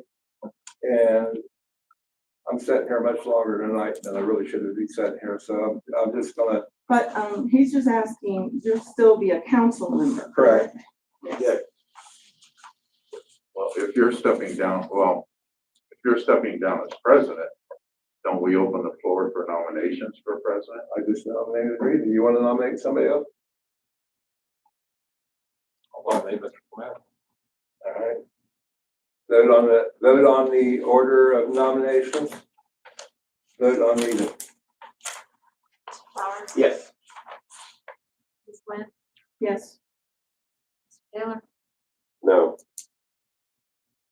Mr. Clement, No. Smith, Yes. Yes. I nominate Nancy as vice president. I second. Anybody want to make any further nominations? I'll nominate Mr. Flowers. Okay.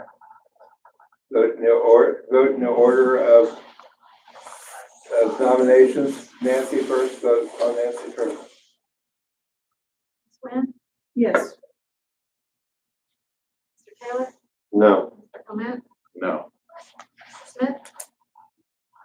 Yes. Sonic? Yes. Yes.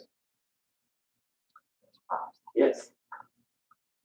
Okay, if you want me to stay here, or you want to come over here now, or, Oh, you can stay there. okay. Not gonna- Executive session. Well, she's got the floor now, doesn't she? She's the president now. I just asked her if she wanted me to continue. Well, No, you just asked if she wanted to move up there, but she's technically president now, so. I am letting him finish tonight's meeting. There. We just have. I might as well run the meeting, because I'm just a regular council member, so I might as well. Well, run the I'm meeting. trying to let the public be the same way, if we can keep order without getting into, name calling spats and whatever. I'm trying to let everybody have their, May I? yeah. Technically, Rita, you are the president. Thank you. You therefore should take over. No disrespect. I sir. would I agree. don't have any, I'm fine with that too, Rita, so.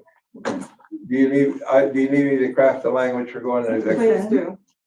Okay, we need a motion to go into executive session to consider a proposal that our attorneys for the Gary Hunter lawsuit has made and wants us to consider. Is that correct? Well, keep it anonymous, but yes, that's correct. Well, Okay, yes, that's fine. That's fine. so I'll make that motion.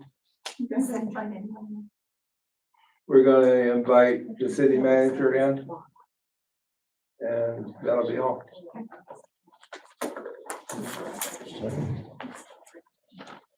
Was that the motion? Yeah. I'll second it.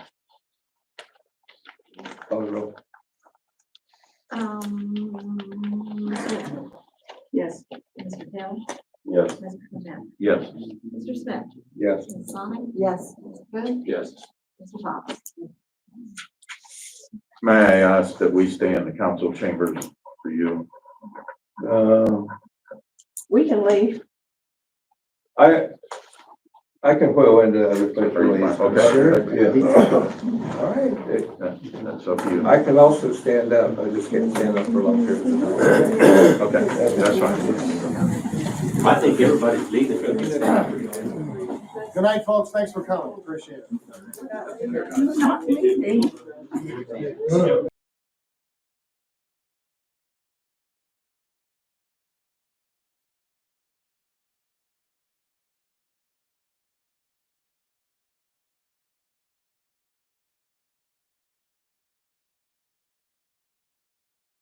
Ms. Nguyen?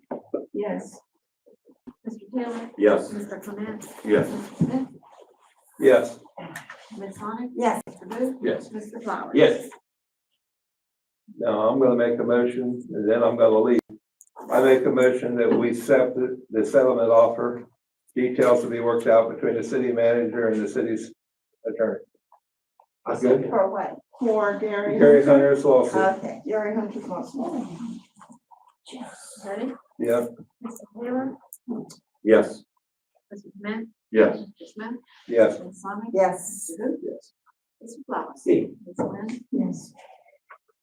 Now, Dan, let's go home. We got to talk about me and I'm not allowed to say She'll bet. Wait a minute, I thought it was a party. Yeah. The rest can stay, but. Dan, I could have been the first. It's back. I know. Hurry. Well, you can. Just got arrested for speeding, yeah. Oh, you don't get arrested for that. Okay. Let's Wait a hear it minute, from take Mr. her. See, I never did emergency. We've been wheeling him that around for 2 days. I never had a speed. You picked him up. Oh, let me go get it. I was. I'm serious. And there wasn't. I would have cruising along the car. I said, yeah, I guess I know. I said, but this isn't my car. And he says, I know. I said, how do you know? I don't know. Do you really think it made a difference if you were driving so? Why did they think I stole it? Trying to be professional. I thought Where is? They know the rent. You're doing a fine job. Okay, thank you. Yeah. Are we ready? Can we do this now? We're waiting for our Oh, president. that's right. I'm waiting for it. Vice President, grab a full bottle of water, and motion to adjourn. As a call for a motion to adjourn. Almost done. Okay.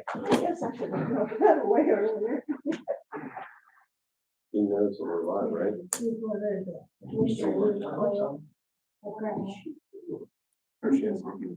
Sorry, I was just getting the door so they can. I didn't realize everybody was waiting. Well, we're still in a live meeting, that's why we were waiting. Okay, motion to close out the executive session. Is that what we're waiting for? We already did. We did that, okay. Sorry. You're fine. Okay, I guess I'd like to make a motion for the appropriation for the settlement lawsuit with, city of Nelsonville and, Richmond. Second. He can't motion it. He's No, I can't. asking, he's I'll asking. make the motion then. Yes. I second.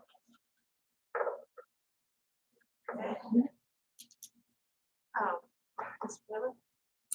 Yes. Matt? Yes. Sonic? Yes. Madhu? Yes. Flower? Yes. Glenn? Yes.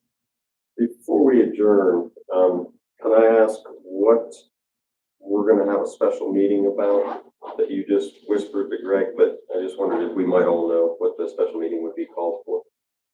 I don't know yet. Oh. Okay. I will once, So we can't discuss what it's about? I don't know yet. That's what I'm saying. When we get to that point, I will send an email out and let everybody know, like I have been doing. Okay, well, you asked him about it and he said, no, we'll do it in a special meeting. So I was just wondering. Right, so I will let you know as soon as we get everything figured out. Like I have been through email, I have made sure that whenever I do send any kind of communication, I address each and every person here. So there's never a question of you left me out.